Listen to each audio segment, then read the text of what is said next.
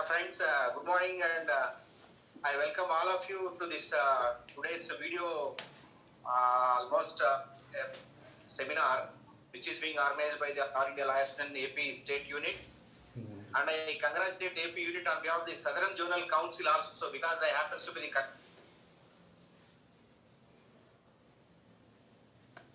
congratulate the AP Unit for taking a lead in conducting these type of programs.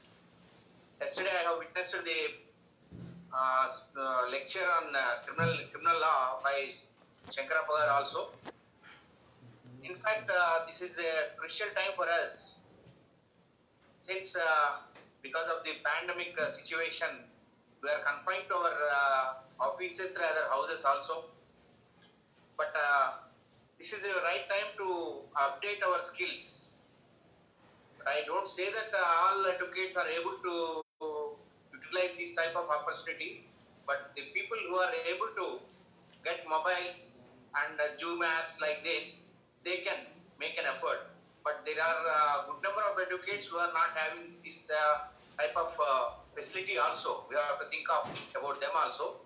But unfortunately, the ILU is conducting this meeting on video system. But every year, it is the regular activity of All India Liaison in both the Telangana and Andhra Pradesh states to have political professional classes by calling upon all the junior advocates to the seminar halls, etc. And physical presence will be there. But now it is confined to video conferencing. But coming to the point also, today Comrade Narra has informed me that the class will be on constitutional law and the aspects such as the issues. And we all know that after completing our law or during course of our law, we will be touching with the constitution as a subject for sake of marks and for the sake of passing of LLB examination. To that extent, we will concentrate. But there is a variation between the regular practitioners also with regard to application of constitution. As trial lawyers in the rural areas, that is say from district level to lower level, advocates are not not having an opportunity to refer the constitution before the court of law. But at the high court level, all the advocates are supposed to be thorough with constitution. But during the last few years, there happens to be a sweeping change in the judiciary and also the law. Now the Legal Services Authority is there, and the Human Rights Court is also confirmed on the Additional District Court at district level. So the trial court advocates are also should equip with the constitution, so we can grasp.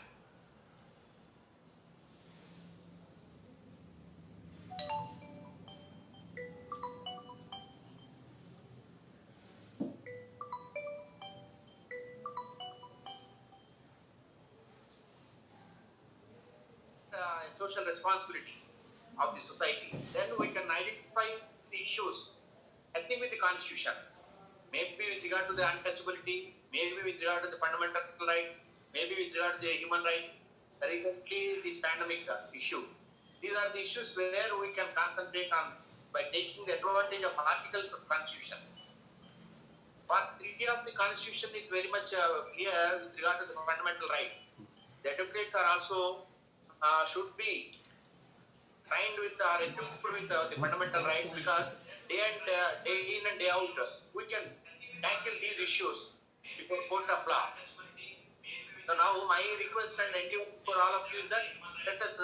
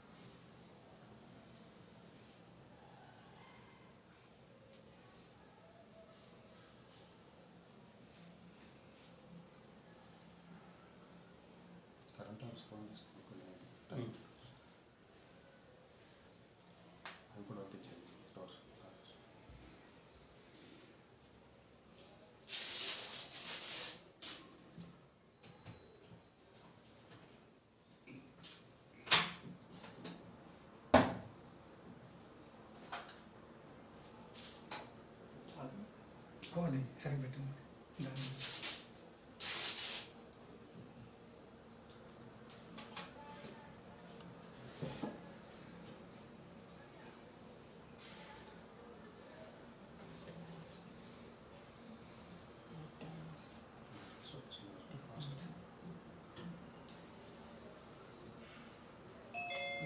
Okay, sir. Sir. Okay, sir. Please continue. Please continue, sir. Please continue. Hello? Please continue, sir. Lakshmana, I request you to enlighten all these aspects because you happen to be a senior-most leader who is fighting for the cause of the public, common public, and being the MSc for 2 terms. I feel that, and I happen to be your junior in the university. I know your capacity and caliber. I request you to enlighten all the advocate members in this meeting. Thank you, Lakshmana. Thank you.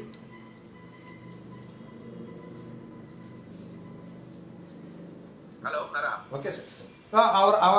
Our beloved guest will speak now. Please. Hello, Nara. Okay, sir. Our beloved guest will speak now. Okay, sir. You please. ఈరోజు ఐలు all India lawyers union ఆధ్వర్యంలో ఈ live కార్యక్రమాన్ని వీక్షిస్తున్న న్యాయవాదులు, legal ప్రొఫెషన్లో ఉన్న అనేక మంది ప్రముఖులు, అలాగే టీచర్లు, ఇతరులు అందరికి కూడా హృదయపూర్వక నమస్కారాలు తెలియజేస్తున్నాను. ఐలు ఆల్ ఇండియా లాయర్స్ యూనియన్ నా వరకు నాకు ఎంతో సన్నిహితమైనటువంటి సంస్థ. ముఖ్యంగా మన రాష్ట్రంలో ఐలు న్యాయవాదులు ఎవరైతే ప్లేడర్స్గా ఉన్నారో కోర్టులో, ఆ న్యాయవాదుల యొక్క సంక్షేమం కోసం, వాళ్ళ యొక్క ప్రొఫెషనల్ కాంపిటెన్సీ పెంచడం కోసం గత కొన్నేళ్లుగా పెద్ద ఎత్తున కృషి చేస్తూ ఉంది. అలాగే న్యాయ విద్యార్థుల కోసం కూడా వాళ్ళకి అనేక రకాలైనటువంటి శిక్షణ ఇవ్వటం, వాళ్ళు జడ్జెస్ పరీక్షలకు హాజరైనప్పుడు శిక్షణ ఇవ్వటం, ఇలాంటి కార్యక్రమాలన్నీ కూడా నిర్వహిస్తుంది.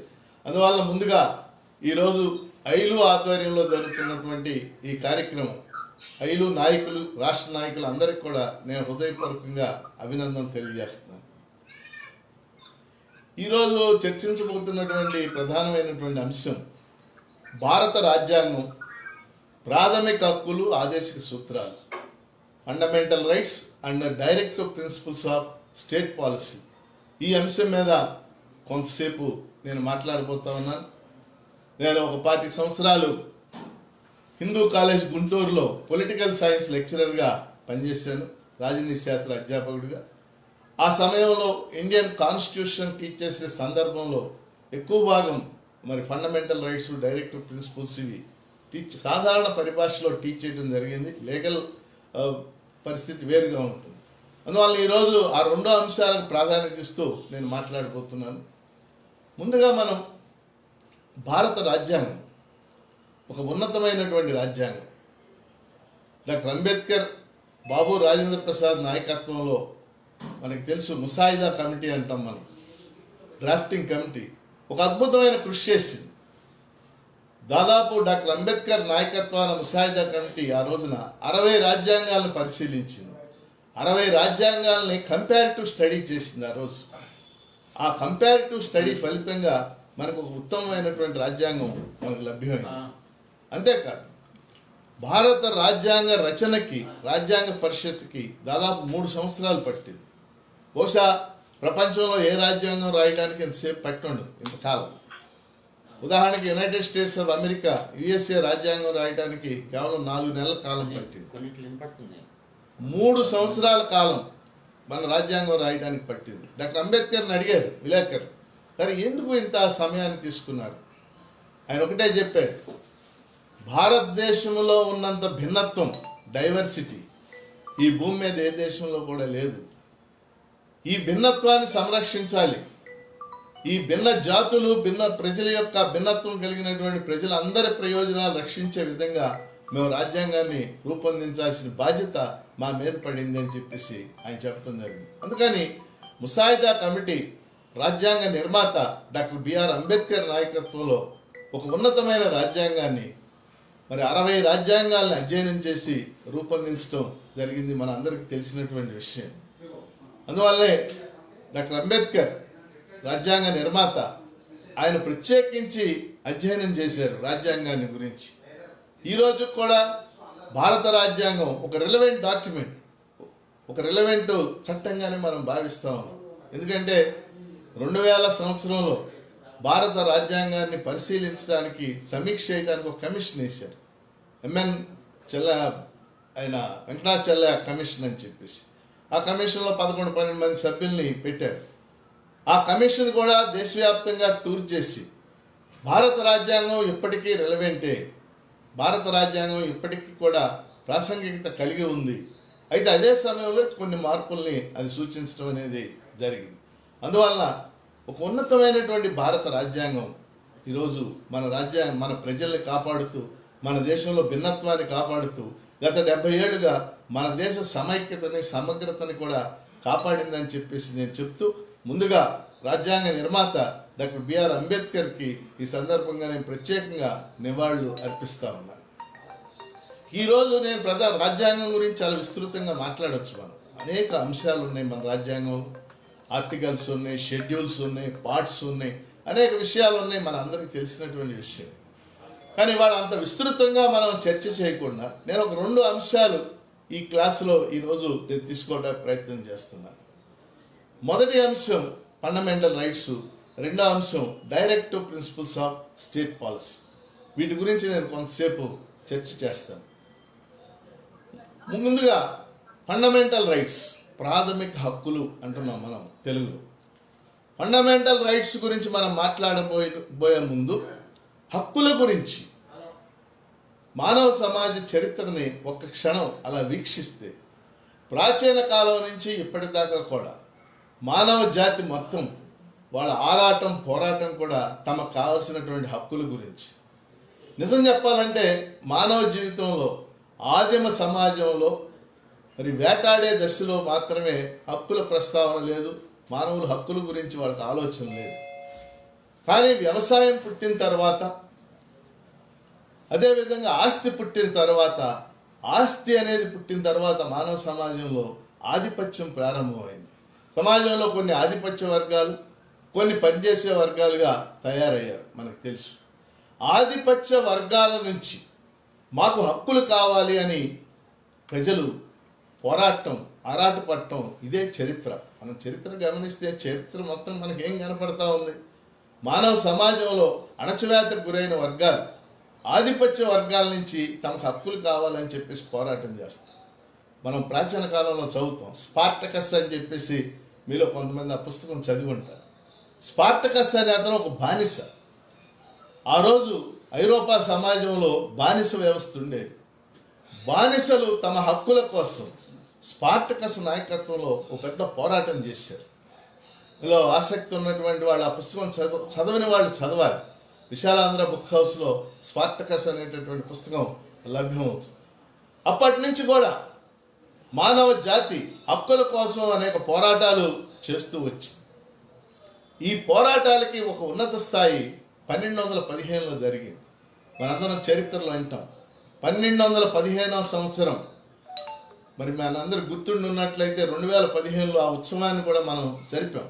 1215లో ఇంగ్లాండ్ ప్రజలు తమ హక్కుల కోసం రాజుకి ఒక పత్రాన్ని సమర్పించారు. అధికారాలన్నీ నీకే కాదు, మాకు కొన్ని హక్కులు కావాలి అని చెప్పేసి. దాన్నే మనం మ్యాగ్నా కార్టా అంటాం ఇంగ్లీష్లో. అంటే హక్కుల ఉద్యమంలో, హక్కుల పోరాటంలో ఒక అత్యున్నతమైనటువంటి ఘట్టం మ్యాగ్నా కార్టా. మ్యాగ్నా కార్టా అంటే హక్కుల పత్రం. ఇంగ్లాండ్ ప్రజలు తమ రాజుని మాకు హక్కులు కావాలి అని చెప్పేసి డిమాండ్ చేశారు. ఆ విధంగా ప్రారంభమైనటువంటి ఇంగ్లాండ్ ప్రజల పోరాటం 1688లో రాజరికాన్ని రక్తరహిత విప్లవం ద్వారా కూలదోసి ప్రజాస్వామ్య వ్యవస్థ స్థాపించుకునేదాకా పయనించింది మన అందరికీ తెలుసు. అందుకని హక్కుల ఉద్యమం అనేది సాధారణమైంది కాదు. ఇక్కడ ఒక ముఖ్యమైన అంశం అందరి ప్రేక్షకులు అందరి దృష్టికి తీసుకురాదలుచుకున్నది ఏంటంటే, మానవ సమాజంలో హక్కులను లిఖితపూర్వకంగా తమ రాజ్యాంగంలో రూపొందించుకున్న మొట్టమొదటి రాజ్యాంగం USA, United states of America. మనకి అందరి 1688లో ఇంగ్లాండ్లో రక్తరహిత విప్లవం జరిగింది. 1776లో అమెరికాలో విప్లవం జరిగింది జార్జ్ వాషింగ్టన్ నాయకత్వం.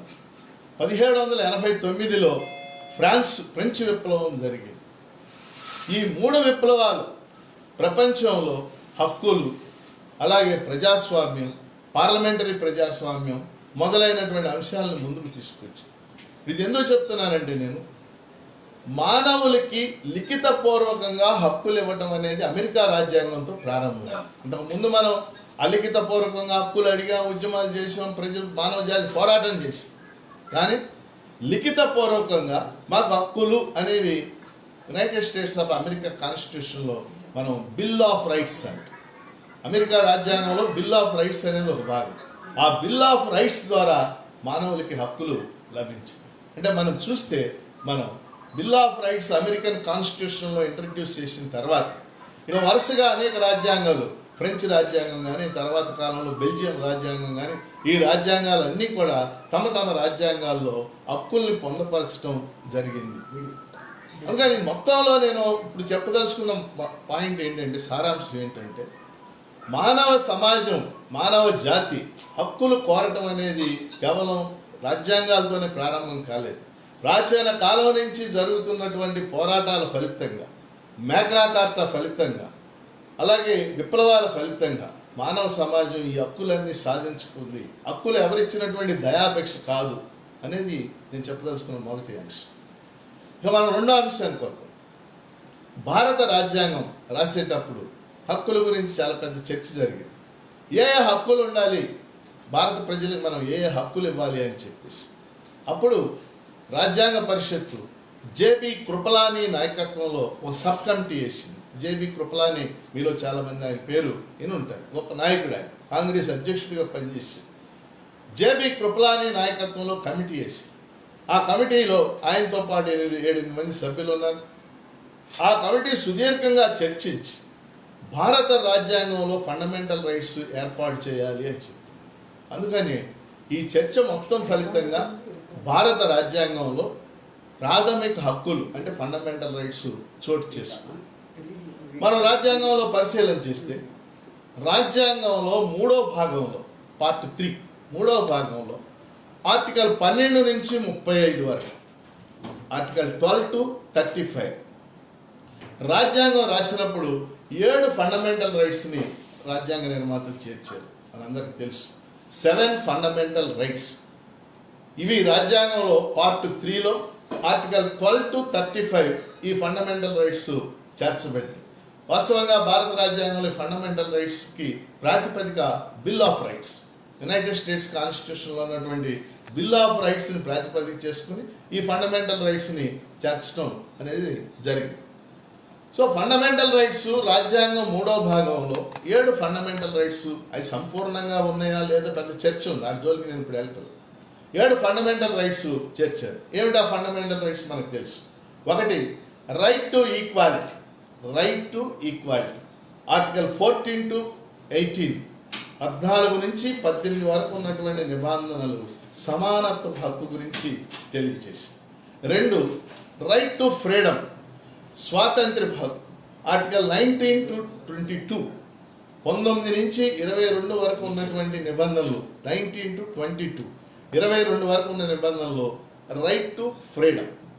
3, right against exploitation. Right against exploitation అంటే దోపిడీ నిరోధించే హక్కు ఆర్టికల్ 23, 24 ఈ 2 ఆర్టికల్స్. 4, రైట్ టు రిలీజియన్ మత స్వాతంత్ర్య హక్కు 25 to 28. 5, cultural and educational right. Cultural and educational right విద్యా సాంస్కృతిక హక్కు అంటాం మనం, అది 29, 30. 6, రైట్ టు ప్రాపర్టీ ఆస్తి హక్కు అంటే ఇప్పుడు లేదు, దాని గురించి తర్వాత చెప్తారు. రైట్ టు ప్రాపర్టీ ఆస్తి హక్కు ఆర్టికల్ 31. 7వది, రైట్ టు కాన్స్టిట్యూషనల్ రెమెడీస్ రాజ్యాంగ పరిహారం అంటాం తెలుగులో, అది 7వ హక్కుగా ఉంది. మరొకసారి మనం వీటిని వరుసగా చకచక కనుక చూసినట్లయితే, right to equality article 14 to 18, right to freedom article 19 to 22. అలాగే right against exploitation 23-24, right to religion 25 to 28, cultural and educational right 29-30, right to property 31, right to constitutional remedies 32. ఇవి ఫండమెంటల్ రైట్స్. అలాగే ఆర్టికల్ 12, 13, ఉదాహరణకి 13 ఉంది.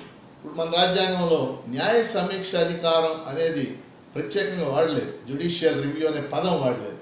కానీ article 19 జ్యుడిషియరీకి judicial review చేసే అధికారాలు ఇచ్చింది. ఉదాహరణకి ఫండమెంటల్ రైట్స్కి వ్యతిరేకంగా ఉన్నటువంటి చట్టాలు అవి కొట్టేసే అధికారం, అవి చెల్లవు అని చెప్పేటటువంటి నల్ అండ్ వైట్ చెల్లవు అని చెప్పే అధికారాన్ని ఆర్టికల్ 13 జ్యుడిషియరీకి ఇచ్చింది.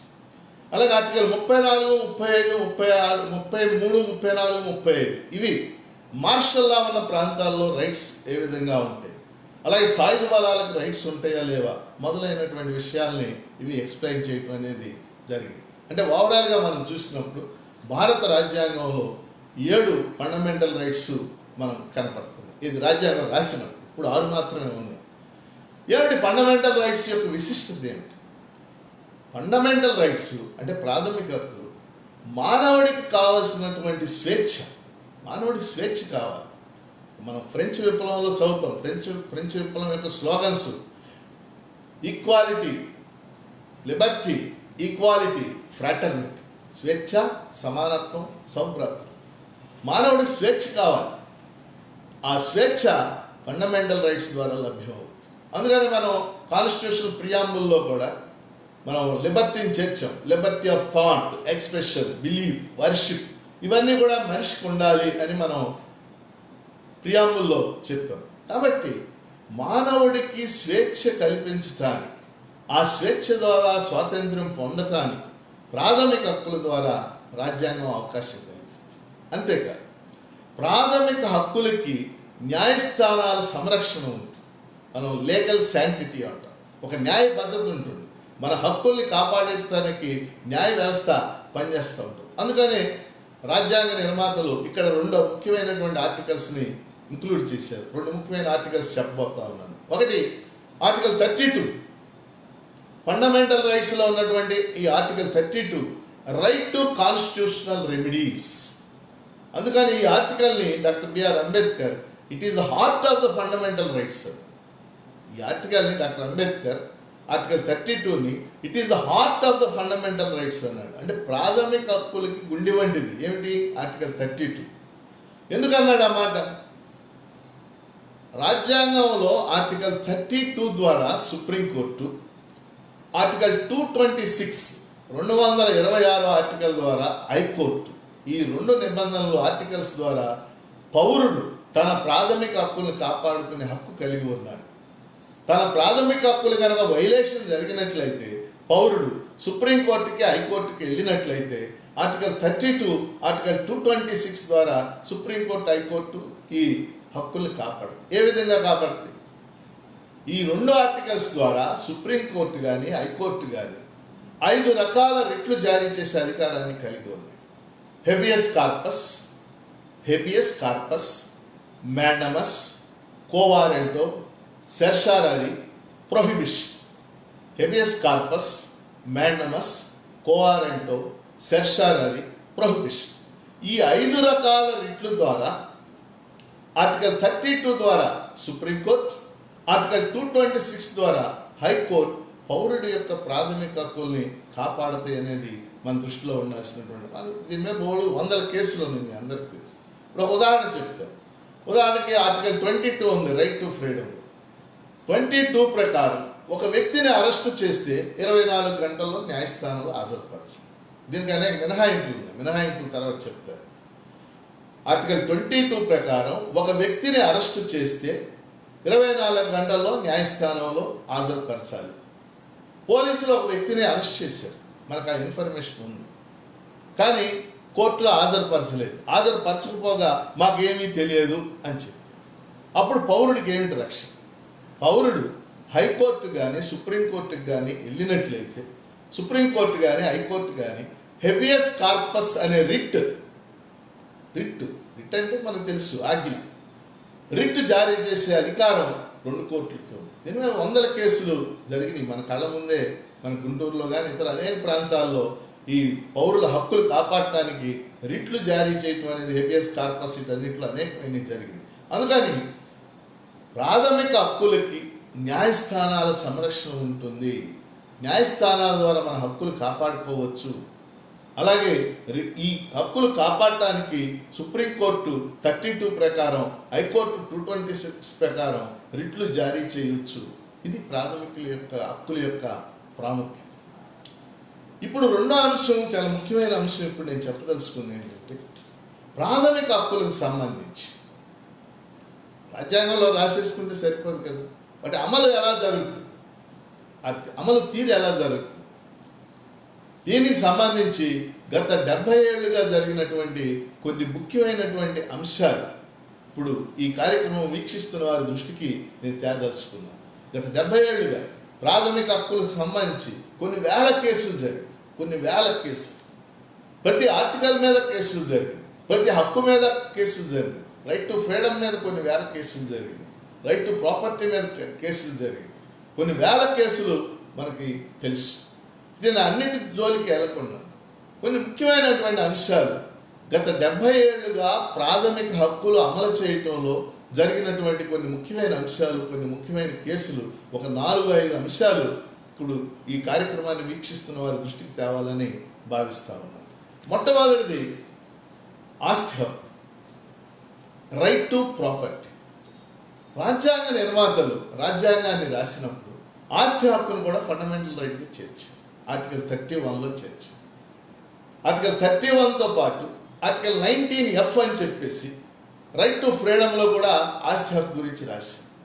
19Fలో ఏం రాశారంటే, పౌరుడు ఆస్తిని సంపాదించడానికి, ఆస్తిని అనుభవించటానికి, ఆస్తిని అన్యాక్రాంతం చేయటానికి హక్కు కలిగి ఉన్నాడు. ఆస్తిని సంపాదించటానికి, ఆస్తిని అనుభవించటానికి, ఆస్తిని అన్యాక్రాంతం చేయడానికి హక్కు కలిగి ఉన్నాడు. ఎంత ఆస్తి అక్కడేం రాయదు కదా. దీనికి సంబంధించి అనేక కేసులు జరిగాయి. అలాగే ఆర్టికల్ 31 పౌరుల ఆస్తిని స్వాధీనం చేసుకున్నప్పుడు నష్టపరిహారం చెల్లించాలి అని ఆర్టికల్ 31లో రాశారు.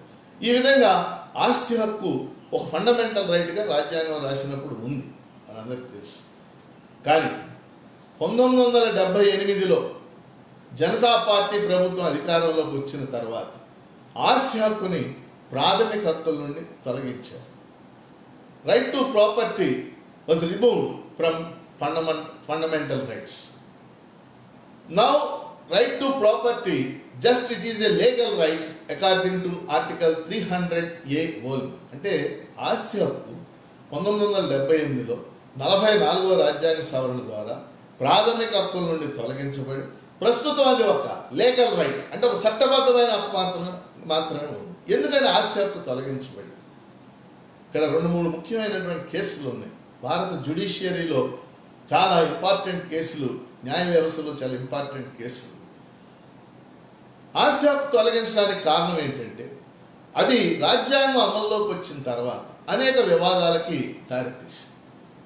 ఉదాహరణకి, రాజ్యాంగం అమల్లోకి రాగానే కేంద్ర ప్రభుత్వం రాష్ట్రాలకు చెప్పింది, జమీందారీ విధానాన్ని రద్దు చేయండి అని చెప్పేసి. మనందరికీ తెలుసు, బ్రిటిష్ వాళ్ళ కాలంలో జమీందారీ విధానం అమల్లో ఉండేది. రాజ్యాంగం అమల్లోకి వచ్చా కూడా జమీందారీ విధానం అమల్లో ఉంది. జమీందారులు ఒక్కొక్కరు వేల ఎకరాలు, 70,000 ఎకరాలు, 1,00,000 ఎకరాలు, 2,00,000 ఎకరాలు, 3,00,000 ఎకరాల ఆస్తిని జమీందారులు కలిగి ఉండేవాడు. ముఖ్యంగా ఉత్తరప్రదేశ్, బీహార్, బెంగాల్, ఆంధ్ర ఈ పార్టీలన్నింటిలో కూడా జమీందారీ విధానం. అట్లాగే తెలంగాణ లాంటి ప్రాంతంలో దేశ్ముఖులు, జాగీర్దారులు వీళ్ళంతా కూడా వేల ఎకరాలు కలిగి ఉండేవాడు. రాజ్యాంగం అమల్లోకి వచ్చిన తర్వాత జమీందారీ విధానాన్ని రద్దు చేయండి అని కేంద్రం రాష్ట్రాలకు చెప్పింది. ఎందుకంటే ల్యాండ్ అనేది రాష్ట్ర జాబితాలో ఉంటుంది. అనేక రాష్ట్రాలు జమీందారీ విధానాన్ని రద్దు చేస్తూ చట్టాలు చేసినప్పుడు జమీందారులు కొంతమంది కోర్టులకు వెళ్ళారు. ఉదాహరణకి కొన్ని కోర్టులు, కలకత్తా హైకోర్టు, అలహాబాద్ హైకోర్టు, ఇవన్నీ కూడా జమీందారీ విధానం రద్దు సమంజసమే, అబాలిష్ చేయాలి జమీందారీ విధానం, ఎందుకంటే ప్రజాస్వామ్య వ్యవస్థలో జమీందారీ విధానం పనికిరాదు అని చెప్పి బాగుంది అంతవరకు. కానీ బీహార్లో Kameshwari Singh versus state of Bihar Kameshwari Singh versus state of Bihar. ఈ కేసులో బీహార్ హైకోర్టు జమీందారీ విధానం రద్దు సమంజసం కాదు, జమీందారులు కూడా పౌరులే కదా, వాళ్ళకి ఆస్తిని సంపాదించడానికి అనుభవించడానికి అన్యాక్రాంతం చేయడానికి హక్కు ఉంది కదా అని చెప్పేసి బీహార్ హైకోర్టు తీర్పు చెప్పింది. అసలుగా అది దారుణమైనటువంటి తీర్పు. ఎందుకంటే జమీందారీ విధానాలు ప్రజాస్వామ్య వ్యవస్థలు ఎలా ఉంటాయి? అందువల్ల జమీందారీ విధానాన్ని రద్దు చేయడానికి భారత ప్రభుత్వం రాజ్యాంగం, భారత పార్లమెంటు రాజ్యాంగం అమల్లోకి వచ్చిన తర్వాత మొట్టమొదటి రాజ్యాంగ సవరణ చేసి జమీందారీ విధానాన్ని రద్దు చేసింది. చేయటమే కాదు, మొదటి రాజ్యాంగ సవరణ ద్వారా, ఫస్ట్ కాన్స్టిట్యూషనల్ అమెండ్మెంట్ ద్వారా రాజ్యాంగంలో 9th షెడ్యూల్, ఇప్పుడు ఈరోజు మనం చాలామంది 9th షెడ్యూల్ గురించి మాట్లాడుతూ ఉన్నాం. 9th షెడ్యూల్ అనేటటువంటి షెడ్యూల్, అంతకుముందు రాజ్యాంగంలో 8 షెడ్యూళ్ళే ఉన్నాయి. 9వ షెడ్యూల్ని 9th షెడ్యూల్ని ఈ రాజ్యాంగంలో చేర్చడం అనేది జరిగింది. ఆ విధంగా జమీందారీ విధానం రద్దయింది. ఆ తర్వాత ఇంకా అనేకమైన కేసులు ఆస్తి హక్కు గురించి వచ్చింది. 1955లో బెంగాల్లో Bela Banerjee versus state of Bengal అని చెప్పేసి ఒక కేసు నష్టపరిహారం గురించి జరిగింది. అలాగే 1963, 64 ఆ ప్రాంతాల్లో రాజస్థాన్లో Sajjan Singh versus state of Rajasthan అని కొన్ని కేసులు జరిగాయి. ఈ కేసులన్నిటిలో కూడా ప్రధానమైనటువంటి అంశం ఆస్తి హక్కే. ఈ ఆస్తి హక్కుకు సంబంధించి ఆస్తులు స్వాధీనం చేసుకున్నప్పుడు నష్టపరిహారం ఎంత చెల్లించాలి, ఏ విధంగా చెల్లించాలి, అసలు ఆస్తులు స్వాధీనం చేసుకోవడం సమంజసమేనా, ఈ రకమైన చర్చలు. ఈ వచ్చిన ప్రతిసారి కూడా పార్లమెంట్ ఒక రాజ్యాంగ సవరణ చేయాల్సి వచ్చింది. ఆ విధంగా పార్లమెంటు ఆస్తి హక్కుకు సంబంధించి వచ్చిన వివాదాలు పరిష్కరించడానికి 1వ రాజ్యాంగ సవరణ చేసింది, 4వ రాజ్యాంగ సవరణ చేసింది, 17వ రాజ్యాంగ సవరణ చేసింది. ఇన్ని సవరణలు చేయాల్సి చేసిన తర్వాత ఇప్పుడు చెప్పబోయే 2 కేసులు చాలా పాపులర్ కేసులు, మనందరికి తెలిసినటువంటి కేసులు, ముఖ్యమైనటువంటి కేసులు కూడా. ఇవన్నీ జరిగిన తర్వాత 1967లో సుప్రీంకోర్టు ముందుకి ఒక ముఖ్యమైన కేసు వచ్చింది. ముఖ్యమైన కేసు 1967లో Golaknath versus state of Punjab. Golaknath versus state of Punjab. ఈ కేసు ఆస్తి హక్కుకు సంబంధించినటువంటి కేసు. గోలక్నాథ్ అని చెప్పేసి ఒక భూస్వామి ఆయన యొక్క భూముల్ని స్వాధీనం చేసుకుంటే వాళ్ళు పంజాబ్ ప్రభుత్వం మీద వేసిన కేసు, హైకోర్టు ఇచ్చినటువంటి తీర్పు, ఆ తర్వాత సుప్రీంకోర్టులో ఈ కేసు వచ్చింది. ఈ కేసును విచారించడానికి ఆ రోజు సుప్రీంకోర్టు ఒక ధర్మాసనం ఏర్పాటు చేసింది. 11 మంది జడ్జెస్తో ధర్మాసనం ఏర్పాటు చేసింది. ఆ ధర్మాసనానికి చీఫ్ జస్టిస్గా మన రాష్ట్రానికి చెందినటువంటి ఆ రోజు chief justice Koka Subbarao, chief justice ఆయన నాయకత్వం వహించారు. కోకా సుబ్బారావు నాయకత్వంలో ధర్మాసనం ఈ కేసు విచారించడానికి, Golaknath versus state of Punjab case విచారించడానికి ఏర్పడింది. ఈ కేసును విచారించినటువంటి సుప్రీంకోర్టు ధర్మాసనం 11 మంది జడ్జెస్తో ఏర్పడినటువంటి ధర్మాసనం 6-5 మెజార్టీతో తీర్పు చెప్పింది. 6-5 మెజార్టీతో తీర్పు చెప్పింది. ఏమిటా తీర్పు? ఈ తీర్పు ఆ రోజు దేశంలో పెద్ద వివాదాన్ని సృష్టించింది, పెద్ద సంచలనాన్ని సృష్టించింది. ఏమిటి ఆ తీర్పు? గోలక్నాథ్ కేసులో ఇచ్చినటువంటి తీర్పు, parliament has no power to amend fundamental rights. పార్లమెంటుకి ప్రాథమిక హక్కుల్ని సవరణ చేసే అధికారం లేదు. ఇంతకుముందు చాలాసార్లు చేసి 1వ రాజ్యాంగ సవరణ, 4వ రాజ్యాంగ సవరణ, 17వ రాజ్యాంగ సవరణ, ఈ సవరణలన్నీ చేసింది, అయిపోయింది గతం కథ. కానీ ఇక ముందు అంటే ప్రాస్పెక్టివ్ జడ్జిమెంట్ అన్నమాట. మనం జడ్జిమెంట్స్ రిట్రాస్పెక్టివ్, ప్రాస్పెక్టివ్ అంటాం. ఇక్కడ గోలక్నాథ్ కేసులో సుప్రీంకోర్టు ప్రాస్పెక్టివ్ జడ్జిమెంట్ ఇచ్చింది. ఇక నుంచి పార్లమెంటుకి ప్రాథమిక హక్కుల్ని సవరణ చేసే అధికారం లేదు. Parliament has no power to amend fundamental rights అని తీర్పు. ఇది దేశంలో పెద్ద సంచలనాన్ని సృష్టించింది. ఎందుకంటే అంతకుముందు మరి జమీందారులు రద్దు చేయాల్సి వచ్చింది, అమెండ్మెంట్ చేయాల్సి వచ్చింది. రిజర్వేషన్లు చెల్లుబాటు అవుతాయి అని చెప్పాల్సి వచ్చింది. రిజర్వేషన్ మీరు తర్వాత చెప్తాను మరి. అప్పుడు మళ్ళీ అమెండ్మెంట్ చేయాల్సి వచ్చింది. మరి పార్లమెంట్కి అధికారం లేకపోతే జమీందారులు అలాగే ఉండేవాళ్ళు కదా, భూ సంస్కరణ చట్టాలు అమల్లోకి వచ్చేవి కాదు కదా అనేటటువంటి ఒక పెద్ద డిబేట్ ఈ సందర్భంగా జరిగింది. అందువల్ల భారత న్యాయ వ్యవస్థలో గోలక్నాథ్ కేసు అనేది ఒక ఫేమస్ కేసుగా, అత్యంత వివాదాస్పదమైన కేసుగా కొనసాగింది ఆస్తి హక్కు సంబంధించి అనేది ఈ కార్యక్రమాన్ని వీక్షిస్తున్న వారందరూ కూడా గమనించాలని చెప్పేసి నేను కోరుతున్నాను. ఈ జడ్జిమెంట్ తర్వాత ఆ టైంలోనే శ్రీమతి ఇందిరాగాంధీ ప్రైమ్ మినిస్టర్, మనందరికీ తెలుసు. 1966-67లో ఆవిడ ప్రైమ్ మినిస్టర్. లాల్ బహదూర్ శాస్త్రి చనిపోయింది. ఆవిడ తన యొక్క విధానాల్లో భాగంగా, లేకపోతే ఆవిడ ఇమేజ్ బిల్డింగ్ అనుకోవచ్చు, ఇమేజ్ బిల్డింగ్లో భాగంగా వరుసగా అనేక చర్యలు చేపట్టింది. ఉదాహరణకు మీకు తెలుసు, రాజభరణాలు రద్దు చేసి, రాజులకు భరణం ఉండేది, అంటే ప్రివీ పర్సెస్ అనేవాడు. అంటే సర్దార్ వల్లభాయ్ పటేల్ స్వదేశీ సంస్థానాలని స్వాధీనం చేసుకున్నప్పుడు వాళ్ళకు భరణం ఇస్తాం అని చెప్పారు. దాన్ని ప్రివీ పర్సెస్ అనేవాడు. రాజభరణాన్ని ఇందిరాగాంధీ రద్దు చేసింది. వాస్తవంగా అది ఒక మంచి చర్య. కానీ రాజులందరూ, ఇప్పుడు మాధవరావు సింధియా అని చెప్పేసి మనకి చనిపోయాడు, గ్వాలియర్ రాజా, ఆయన కూడా, వీళ్ళందరూ కూడా సుప్రీంకోర్టుకి వెళ్ళారు. న్యాయస్థానాలు రాజభరణాలు రద్దు చేయడం సమంజసం కాదు అని తీర్పు. ఆ తర్వాత 1969 వచ్చేసరికి ఇందిరాగాంధీ మనందరికి తెలుసు బ్యాంకుల జాతీకరణ చేసింది. అంటే ప్రైవేట్ రంగంలో ఉండే, ఇప్పుడు మనం చూస్తున్న బ్యాంకులన్నీ కూడా Andhra bank, union bank of India, Indian bank, ఇవన్నీ ప్రైవేట్ రంగంలో ఉండే. ఈ బ్యాంకులన్నీ జాతీకరణ చేసింది. బ్యాంకుల యజమానులు కోర్టుకు వెళ్ళారు. బ్యాంకుల జాతీకరణ చెల్లదు అని చెప్పింది సుప్రీంకోర్టు. అందుకని వరుసగా ఇండియన్ పార్లమెంటు 24వ రాజ్యాంగ సవరణ కోలక్నాథ్ కేసులో తీర్పును రద్దు చేయడానికి, అట్లాగే 25వ రాజ్యాంగ సవరణ రాజభరణాల రద్దులో తీర్పును రద్దు చేయడానికి, 26వ రాజ్యాంగ సవరణ బ్యాంకుల జాతీకరణ కేసులో తీర్పును రద్దు చేయడానికి వరుసగా అమెండ్మెంట్స్ చేయొచ్చు. అంటే 24, 25 అంటే పొలిటికల్ ఆస్పెక్ట్ని కూడా మనం అర్థం చేసుకోవాలి. జ్యుడిషియరీ వ్యవహారం ఒక జ్యుడిషియరీతోనే కొనసాగి, దానికి వెనకాల ఉండే పొలిటికల్ ఆస్పెక్ట్స్ కూడా మనం అర్థం చేసుకోవాల్సినటువంటి అవసరం. అందువల్ల ఆ రోజున జ్యుడిషియరీకి సంబంధించి ఒక పెద్ద డిబేటు, ఈ చర్చ అంతా కూడా నడిచింది. ఇలాంటి సమయంలో సుప్రీంకోర్టుకు ఇంకో ముఖ్యమైన కేసు వచ్చింది. ఈ కేసు కూడా ఇండియాకు సంబంధించి చాలా ఇంపార్టెంట్ కేసు, మనందరికీ తెలుసు.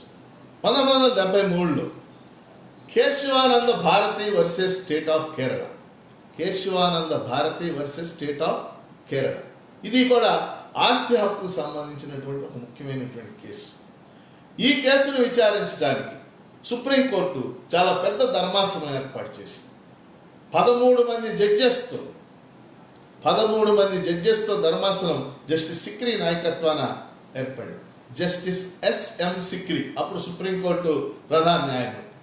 13 మంది జడ్జెస్ నాయకత్వాన్ని ఏర్పడినటువంటి ధర్మాసనం కేసును విచారించి, కేశవానంద భారతి వర్సెస్ కేరళ కేసును విచారించి ఒక తీర్పు చెప్పింది. 9-4 మంది జడ్జెస్ ఒకవైపు, 4 జడ్జెస్ ఒకవైపు తీర్పు చెప్పింది. ఏమిటి ఆ తీర్పు? చాలా ముఖ్యమైనటువంటి తీర్పు ఇది. Parliament has the power to amend fundamental rights. Golaknath కేసులో పార్లమెంట్ హ్యాస్ నో పవర్ అని సుప్రీంకోర్టు. ఇక్కడ ఏమంటుందంటే parliament has the power to amend fundamental rights. ప్రాథమిక హక్కుల్ని సవరణ చేసే అధికారం పార్లమెంట్కి ఉంది. అయితే parliament has the power to amend the fundamental rights without changing the basic structure of the constitution. ఇది important. The basic structure of the constitution అంటే రాజ్యాంగ మౌలిక స్వరూపం మార్చకుండా పార్లమెంటుకి ప్రాథమిక హక్కులను సవరణ చేసే అధికారం ఉంది అని సుప్రీంకోర్టు తీర్చింది. ఇక్కడ క్వశ్చన్ ఏంటంటే రాజ్యాంగ మౌలిక స్వరూపం అంటే ఏమిటనేది కూడా ఈ కేశవానంద భారతి కేసులో మొట్టమొదటిసారిగా సుప్రీంకోర్టు డిఫైన్ చేసింది. అది మన ముఖ్యమైన ఇంపార్టెంట్ పాయింట్. రాజ్యాంగ మౌలిక స్వరూపం అంటే ఏంటి, బేసిక్ స్ట్రక్చర్ అంటే ఏంటి? Justice S.M. సిక్రీ తదితర జడ్జెస్ చెప్పారు. బేసిక్ స్ట్రక్చర్ అంటే ఏంటంటే రాజ్యాంగ ఆధిక్యత ఒక అంశం. రాజ్యాంగ ఆధిక్యత, సుప్రమసీ ఆఫ్ ద కాన్స్టిట్యూషన్ ఒక ప్రధానమైనటువంటి అంశం. రెండవది లౌకిక విధానం కొనసాగటం. మూడవ ముఖ్యమైనటువంటి అంశం మరి ఫెడరలిజం సమాఖ్య విధానం కొనసాగటం. నాలుగవది పార్లమెంటరీ ప్రజాస్వామ్యం, పార్లమెంటరీ డెమోక్రసీ కొనసాగటం. ఐదవది మరి supremacy of the judiciary, that means independence of the judiciary యొక్క స్వయం ప్రతిపత్తి, ఇండిపెండెన్స్, స్వాతంత్ర్యత కొనసాగటం. ఈ అంశాలన్నింటినీ కూడా మరి రాజ్యాంగ మౌలిక స్వరూపంగా రోజున చెప్పడం జరిగింది. అంటే ఇక్కడ విషయం కేశవానంద భారత్ కేసులో రెండు ముఖ్యమైన అంశాలు. ఒకటి, పార్లమెంటుకు ప్రాథమిక హక్కుల్ని సవరణ చేసే అధికారం ఉంది అని చెప్పారు. రెండవ ముఖ్యమైనటువంటి అంశం ఏంటంటే మరి మౌలిక స్వరూపాన్ని, అంటే basic structure of the constitution మొట్టమొదటిసారిగా సుప్రీంకోర్టు డిఫైన్ చేయాలి. ఈ అంశాలు అని. ఆ విధంగా కేశవానంద భారత్ కేసు జరిగింది. ఈ గోలక్నాథ్ కేసు జరిగినప్పుడు కానీ, కేశవానంద భారత్ కేసు జరిగినప్పుడు కానీ, మధ్యలో ఈ రాజభరణాల రద్దు కేసులు ఈ జరిగినప్పుడు కానీ ఇండియాలో ఒక పెద్ద డిబేట్ జరిగింది. ఏమిటా డిబేట్? ప్రాథమిక హక్కులు గొప్పవా, ఆదేశిక సూత్రాలు గొప్పవా? ఈ చర్చ ఆ రోజు అనేక మంది లేవనెత్తారు. సామాజిక శాస్త్రవేత్తలు, వీళ్ళందరూ కూడా సామాజిక కార్యకర్తలు. అనేక సందర్భాల్లో ప్రభుత్వం డైరెక్టివ్ ప్రిన్సిపల్స్ అమలు చేయడానికి ప్రయత్నం చేస్తున్నప్పుడు ఫండమెంటల్ రైట్స్ని కాపాడే లక్ష్యంతో ప్రభుత్వం అడ్డం పడుతుంది, వాటిని కొట్టేస్తుంది. ఇది కరెక్టా అనేటటువంటి డిబేట్, చాలా పెద్ద డిబేట్ జరిగింది ఆ రోజు. ఈ డిబేట్ యొక్క సారాంశం చివరికి ఎక్కడికి దారి తీసిందంటే 1975లో ఎమర్జెన్సీ విధించిన తర్వాత శ్రీమతి ఇందిరాగాంధీ మనందరికీ తెలుసు. 1975లో ఆవిడ అత్యవసర పరిస్థితి విధించింది. ఎమర్జెన్సీ విధిస్తే ఏం జరుగుతుందో మనకు తెలుసు. ఇప్పుడు మనం మాట్లాడుకునే ఫండమెంటల్ రైట్స్ అన్నీ ఆటోమేటిక్గా సస్పెండ్ అయిపోతాయి. 1975లో ఇందిరాగాంధీ ఎమర్జెన్సీ విధించాక 1976లో ఆవిడ 42వ రాజ్యాంగ సవరణ చేసింది. 42nd amendment. 42వ రాజ్యాంగ సవరణ ఆ రోజుల్లో మినీ కాన్స్టిట్యూషన్ అంటారు. 42nd అమెండ్మెంట్లో ముఖ్యమైనటువంటి అంశం ఏంటంటే preference should be given to directive principles over fundamental rights. అంటే ఇందిరాగాంధీ ఈ విషయాన్ని ఒకవైపు లాగేసింది అన్నమాట. అంటే ప్రాథమిక హక్కులు గొప్పయా, ఆదేశిక సూత్రాలు గొప్పయా? మనం మామూలుగా మాట్లాడితే మనకేమర్థం అవుతుంది? రెండు గొప్పయే. డాక్టర్ అంబేద్కర్ ఒకటే మాట చెప్పాడు, fundamental rights and directive principles are heart and soul of the constitution అన్నమాట. Heart and soul. ప్రాథమిక హక్కులు, ఆదేశిక సూత్రాలు రాజ్యాంగానికి గుండె వంటివి, ఆత్మ వంటివి అన్నాడు. కాబట్టి ఒకటి ఇంపార్టెన్స్ అని ఎలా చెప్తాం మనం? అంటే ఏది ముఖ్యం అనేది ఆ సందర్భాలను బట్టి ఆధారపడి ఉంటుంది. కానీ ఇందిరాగాంధీ ఇక్కడ ఏం చేసిందంటే, ప్రాథమిక హక్కులు ఏం చేసుకుంటారా మీరు? జనాన్ని అందరిని అరెస్ట్ చేశాడు, జైల్లో పెట్టింది ఒక పక్కన, ఎమర్జెన్సీ, ఫండమెంటల్స్ రైట్స్ లేవు. ఆ టైంలో ఇందిరాగాంధీ ఏమంటుందంటే, అప్పుడు ఆవిడ న్యాయశాఖ మంత్రి ఉండేవాడు హెచ్ఆర్ గోఖలే అని, ఆయన చేత చెప్పించింది. ఏమంటుంది ఆవిడ? ఫండమెంటల్ రైట్స్ ఏం చేసుకుంటారా, తింటారా వాటిని? డైరెక్టివ్ ప్రిన్సిపల్స్ అవసరం మనకి, సామాజిక న్యాయం మనకు కావాలి, ఆర్థిక న్యాయం కావాలి. ఇప్పుడు అంటుంది ఈ మాట ఆవిడ, when people badly needs fundamental rights, ఆవిడ డైరెక్టివ్ ప్రిన్సిపల్స్ గురించి మాట్లాడు. ఆ విధంగా 42వ రాజ్యాంగ సవరణ ద్వారా డైరెక్టివ్ ప్రిన్సిపల్స్కి ఆవిడ ప్రాముఖ్యత ఇచ్చింది. ఆ తర్వాత 77లో ఎలక్షన్స్ జరిగినాయి. 1977లో ఇందిరాగాంధీ నాయకత్వాన్ని కాంగ్రెస్ ఓడిపోయింది దారుణంగా. జనతా పార్టీ గెలిచింది. జనతా పార్టీ గెలిచాక ఒక కేసు వచ్చింది 1980. ఆ case Minerva mills versus union of India అనే కేసు వచ్చింది. ఆ కేసులో సుప్రీంకోర్టు చాలా స్పష్టంగా ప్రాథమిక హక్కులు, ఆదేశిక సూత్రాలు రెండు గొప్పవే, రెండింటి మధ్య సమతౌల్యత ఉండాలి, రెండు ఒకదాని మీద ఒకటి ఆధిక్యత చలాయించకూడదని చాలా స్పష్టంగా ఇచ్చింది. అంటే ఇందాక నేను జమీందారీల రద్దు దగ్గర నుంచి, భూ సంస్కరణ చట్టాల దగ్గర నుంచి, గోలక్నాథ్ కేసు దగ్గర నుంచి, కేశవానంద భారత కేసు దగ్గర నుంచి, మినర్వా మిల్స్ కేసు దాకా వీటన్నిటిలో ఇమిడి ఉన్న అంశం ఏంటంటే ఆస్తి హక్కు. అంటే ఒక 40 ఏళ్ల పాటు భారతదేశంలో రాజ్యాంగం అమల్లోకి వచ్చిన తర్వాత ఆస్తి హక్కు పెద్ద వివాదాన్ని సృష్టించింది. అందువల్లనే చివరికి జనతా పార్టీ ఇన్ని వివాదాలకు ఆస్తి హక్కు కారణమవుతుంది కాబట్టి ఆస్తి హక్కుని ప్రాథమిక హక్కుల నుండి తొలగిద్దామని భావించి 1978లో 44వ రాజ్యాంగ సవరణ ద్వారా ఆస్తి హక్కుని ప్రాథమిక హక్కుల నుండి తొలగించారు. Now right to property no more a fundamental right, just it is a legal right according to article 300A. అందుకని ఇక్కడ మనం ప్రధానంగా మరి రాజనీతి శాస్త్ర విద్యార్థులు కానీ, న్యాయ విద్యార్థులు కానీ తెలుసుకోవాల్సింది, Kesavananda Bharat case important, Golaknath case important, 9వ షెడ్యూల్. ఎందుకంటే ఇవాళ 9వ షెడ్యూల్ ఒక ముఖ్యమైన పాత్ర పోషిస్తుంది. అది తెలుసుకోవటం ఒక ఇంపార్టెంట్ అని చెప్పేసి మీ అందరికి తెలియజేస్తాను. అందుకని ఫండమెంటల్ రైట్స్ అమల్లోకి వచ్చిన తర్వాత పెద్ద డిబేట్ జరిగింది అంతా గత 70 ఏళ్ళుగా ఆస్తి హక్కు గురించి. మొదటి 40 ఏళ్ళు ఇది ఒక అంశం. ఇక రెండో అంశానికి వద్దాం. రెండో అంశం రిజర్వేషన్లకు సంబంధించినటువంటి అంశం. భారతదేశంలో మనందరికీ తెలుసు పెద్ద సమూహం ఈ భారతదేశంలో ఊరికి దూరంగా ఉంచబడి అణచివేతకు గురయ్యారు. దళితులు, గిరిజనులు, బీసీలు రకరకాల అణచివేతలకు గురయ్యారు. ఈ అణచివేత కేవలం ఆర్థికపరమైనటువంటి అణచివేత కాదు. ఆర్థిక అణచివేత, సామాజిక అణచివేత, సాంస్కృతిక అణచివేత. ఈ అణచివేత కారణం మీద రాజ్యాంగంలో పెద్ద డిబేట్ జరిగింది. రాజ్యాంగ పరిషత్తులు ఏం చేయాలి మనం? రిజర్వేషన్లు అనే అంశం ఆ రోజున స్పష్టంగా ప్రత్యక్షంగా చెప్పకుండా రాజ్యాంగ నిర్మాతలు 2 చోట్ల చెప్పారు. ఆదేశిక సూత్రాల్లో 46వ నిబంధన అంటే ఆర్టికల్ 46 షెడ్యూల్ కులాలు, షెడ్యూల్ తెగలు, అణచివేతకు గురైన వర్గాలకు విద్యాపరంగాను ఇతరత్ర ప్రత్యేక సౌకర్యాలు కల్పించాలి. ఇది ఆర్టికల్ 46. అంతేకాదు రాజ్యాంగంలో 16వ భాగం అని ఉంది, పార్ట్ 16. పార్ట్ 16లో ఏం చెప్పారంటే special provisions relating to certain classes, కొన్ని తరగతులకు సంబంధించిన ప్రత్యేక నిబంధనలు అని చెప్పి ఎస్సీలకి, ఎస్టీలకి పొలిటికల్ రిజర్వేషన్లు ఉండాలి. అంటే లోక్సభలో, శాసనసభల్లో రిజర్వేషన్లు ఉండాలి. అలాగే ప్రత్యేకంగా కొన్ని నియామకాల్లో రిజర్వేషన్లు ఉండాలి. ఇవన్నీ కూడా చెప్పారు. అట్లాగే ఆర్టికల్ 340 అని చెప్పేసి ఉంది ఈ 16వ భాగంలోనే. బీసీల యొక్క స్థితిగతులు విచారించడానికి అప్పుడప్పుడు కమిషన్లు వేయాలి అని చెప్పేసి ఇది చెప్పారు.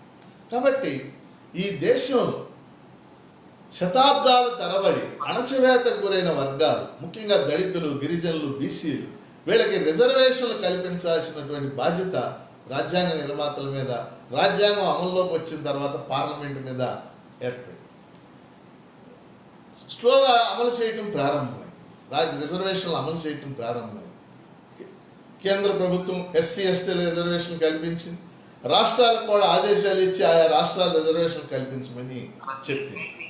కానీ రాజ్యాంగంలో మనందరికీ తెలుసు రైట్ టు ఈక్వాలిటీ 14 నుంచి 18 వరకు రాయబడింది.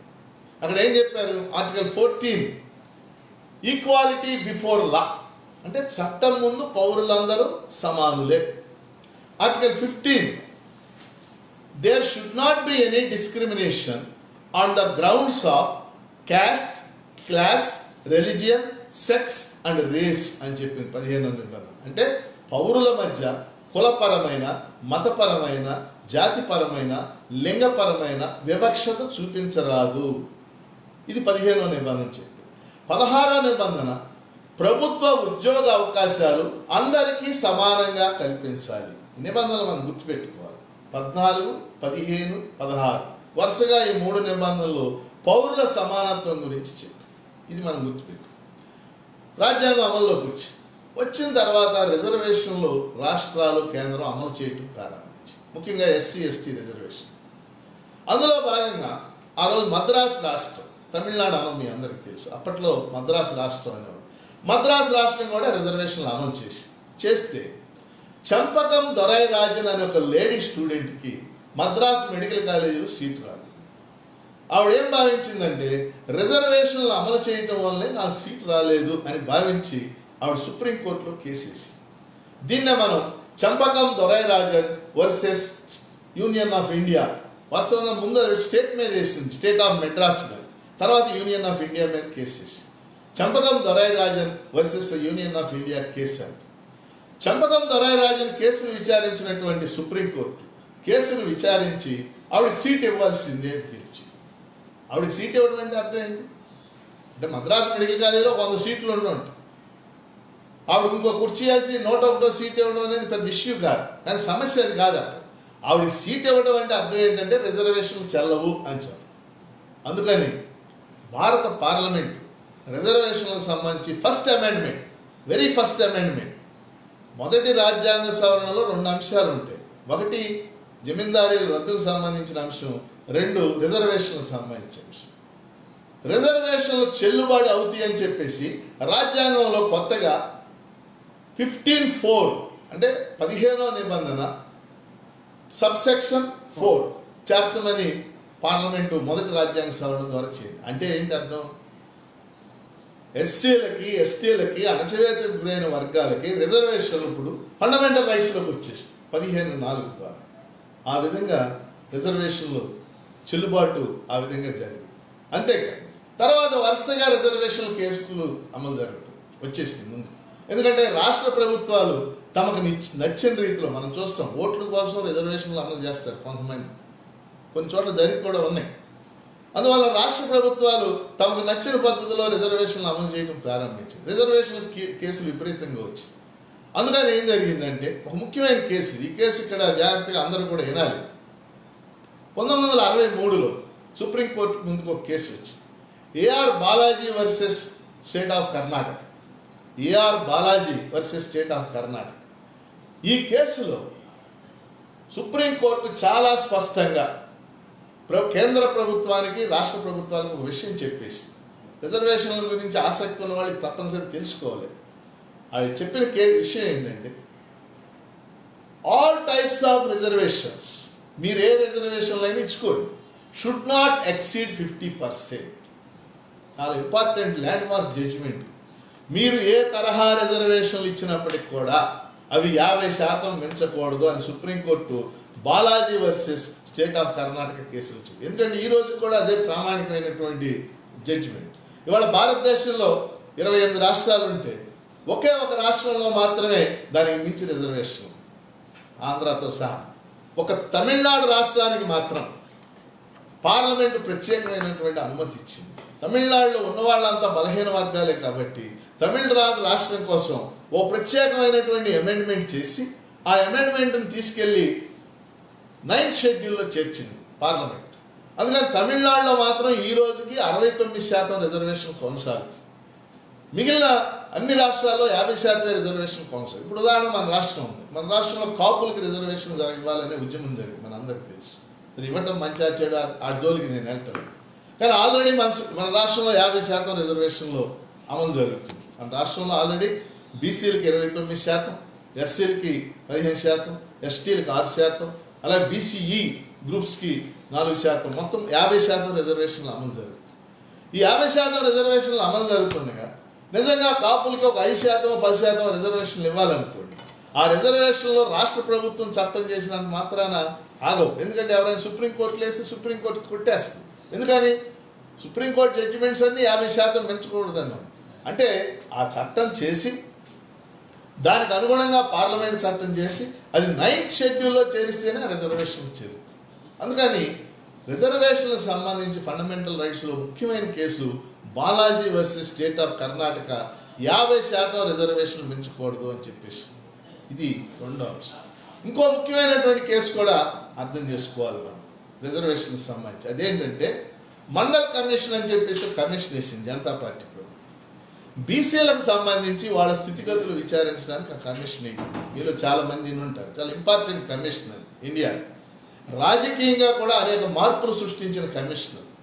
మండల్ కమిషన్ ఈ దేశంలో 3000కు పైగా కులాలని గుర్తించి చాలా పెద్ద రిపోర్ట్ అది. మండల్ కమిషన్ రిపోర్టు ఇంతలా ఉంటుంది, పెద్ద రిపోర్ట్ అది. బీసీల అభివృద్ధికి ఏమేం చేయాలి ఇదంతా చాలా చెప్పింది. కానీ ఒక అంశం ఏం చెప్పిందంటే బీసీల కోసం జాతీయ స్థాయిలో కూడా 27% రిజర్వేషన్ కల్పించాలి అని చెప్పి.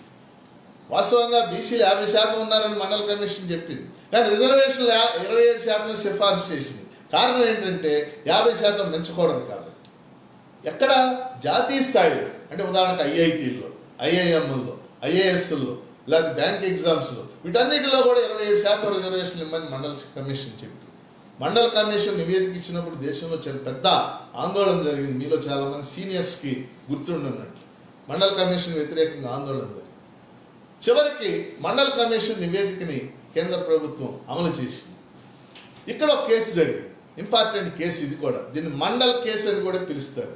Indra Sahani versus union of India. Indra Sahani versus union of India.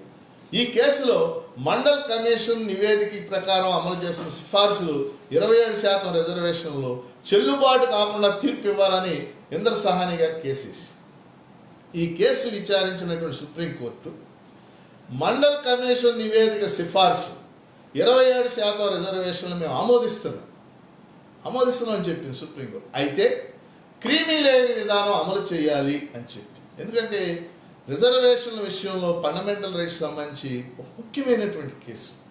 నేను ఇప్పుడు 3 కేసులు చెప్పాను ఫండమెంటల్ రైట్స్. ఒకటి చంపకం దొరైరాజన్ కేసు, అలాగే రెండోది Balaji versus state of Karnataka Mysore case, మూడోది Indra Sahani versus union of India case. అందుకని ఇవాళ దేశవ్యాప్తంగా కూడా మీ అందరికీ తెలుసు, ఐఏఎస్ పరీక్షల్లో, సివిల్ సర్వీస్ పరీక్షల్లో, అట్లాగే బ్యాంక్ ఎగ్జామ్స్లో, ఎస్ఎస్సి ఉద్యోగాల్లో, ఐఐటీల్లో వీటన్నిటిలో ఇవాళ బీసీలకు 27% రిజర్వేషన్లు వచ్చినాయి అంటే దానికి కారణం మండల కమిషన్ నివేదిక. దానికి కారణం ఇంద్ర సహాని కేసులో సుప్రీంకోర్టు ఇచ్చినటువంటి తీర్పు. ఇది ఒక ముఖ్యమైనటువంటి తీర్పు. 4వ కేసు కూడా ఒక ఇంపార్టెంట్ కేసు ఇప్పుడు మీకు చెప్తాను రిజర్వేషన్స్ సంబంధించి. 2005లో ఒక కేసు వచ్చింది మహారాష్ట్రలో, Inamdar versus state of Maharashtra అని చెప్పి సుప్రీంకోర్టు ముందుకు వచ్చింది. Inamdar versus state of Maharashtra అంటే ఈ ఇనామ్దార్ కేసులో ఏం చెప్పిందండి, అప్పుడు అక్కడ ఉన్నటువంటి కోర్టు ముఖ్యంగా ప్రొఫెషనల్ కాలేజెస్, ఎడ్యుకేషనల్ ఇన్స్టిట్యూషన్స్, ఈ ఇన్స్టిట్యూషన్స్లో అన్ఎయిడెడ్ ఇన్స్టిట్యూషన్స్ అన్నీ కూడా రిజర్వేషన్లు అమలు చేయక్కర్లేదు అని జడ్జిమెంట్ చెప్పింది. ఇది దారుణమైన జడ్జిమెంట్. ఎందువల్ల ఇప్పుడు ఉదాహరణ ఇప్పుడు మన ఆంధ్రప్రదేశ్లో 320 ఇంజనీరింగ్ కాలేజీలు, ఈ 320 ఇంజనీరింగ్ కాలేజీలో 20 కాలేజీలే గవర్నమెంట్ కాలేజీ, మిగిలిన 300 కాలేజీలు కూడా అన్ఎయిడెడ్ కాలేజీలు. దేశం అంతా ఇంతే కదా. అంటే ఈ అన్ఎయిడెడ్ కాలేజీల్లో మీరు రిజర్వేషన్లు అమలు చేయకూడదు, ప్రభుత్వం జోక్యం చేసుకోకూడదు అంటే అర్థం ఏంటి? ఆ కాలేజీలన్నీ సీట్లు అమ్ముకోమని కదా. ఇదో దారుణమైనటువంటి judgment. Inamdar versus state of Maharashtra case అని చెప్పేసి కేసులు ఇచ్చి అప్పుడు పార్లమెంటు 93వ రాజ్యాంగ సవరణ చేసి అన్ఎయిడెడ్ కళాశాలల్లో, వృత్తి కళాశాలల్లో, ఇంజనీరింగ్, మెడికల్ అన్ని కళాశాలల్లో కూడా రిజర్వేషన్లు చెల్లుతాయి అని చెప్పేసి ఒక అమెండ్మెంట్ చేసింది. ఆ విధంగా మరి రిజర్వేషన్లకు సంబంధించి ఫండమెంటల్ రైట్స్ని అమెండ్మెంట్ చేస్తూ అనేక కేసులు జరిగినాయి. ఇది కూడా ఇందాక నేను ముందు చెప్పాను, ఇప్పుడు రిజర్వేషన్ల గురించి చెప్పాను. ఇక్కడ ముఖ్యంగా ఈ Champakam Dorairajan case, Balaji case, Indra Sawhney case, వీటిని మనం గుర్తుంచుకోవాలని చెప్పేసి నేను కోరుతా ఉన్నాను. ఇవి కాకుండా ఇంకొక 3 ముఖ్యమైనటువంటి అంశాలు ఫండమెంటల్ రైట్స్లో భాగంగా నేను చెప్పదలుచుకున్నాను. అది రైట్ టు ఫ్రీడమ్. మనందరికీ తెలుసు, ఆర్టికల్ 19 ఇంపార్టెంట్ ఆర్టికల్. బోల్డ్ కేసులు జరిగింది దాని మీద. Right to freedom article 19 to 22 రాయబడింది. ఆర్టికల్ 19 అనేది ఇంపార్టెంట్ కేసు. ఎందుకు ఇంపార్టెంట్ కేసు అంటే it gives 6 fundamental freedoms to the citizens. 6 రకాల స్వాతంత్ర్యాలని పౌరుడికి అది ఇచ్చింది. అవి కనుక లేకపోతే ఒక నియంతృత్వ రాజ్యానికి మనకి పెద్ద తేడా లేదు. ఉదాహరణకు 6 రకాల స్వాతంత్ర్యాల్లో ఒకటి right to freedom of expression, భావ ప్రకటన స్వేచ్ఛ. అంటే ఇప్పుడు మనం పత్రికా స్వేచ్ఛ, సభా స్వేచ్ఛ, వాక్ స్వాతంత్ర్యం అని మాట్లాడుతూ ఉంటాం. ఇవి రాజ్యాంగంలో వాక్ స్వాతంత్ర్యం అనేది రాయలే, అక్కడ ఇచ్చేది పత్రికా స్వేచ్ఛ అనేది రాయలే. అక్కడ మొత్తం కలిపి right to freedom of expression, భావ ప్రకటన స్వేచ్ఛ.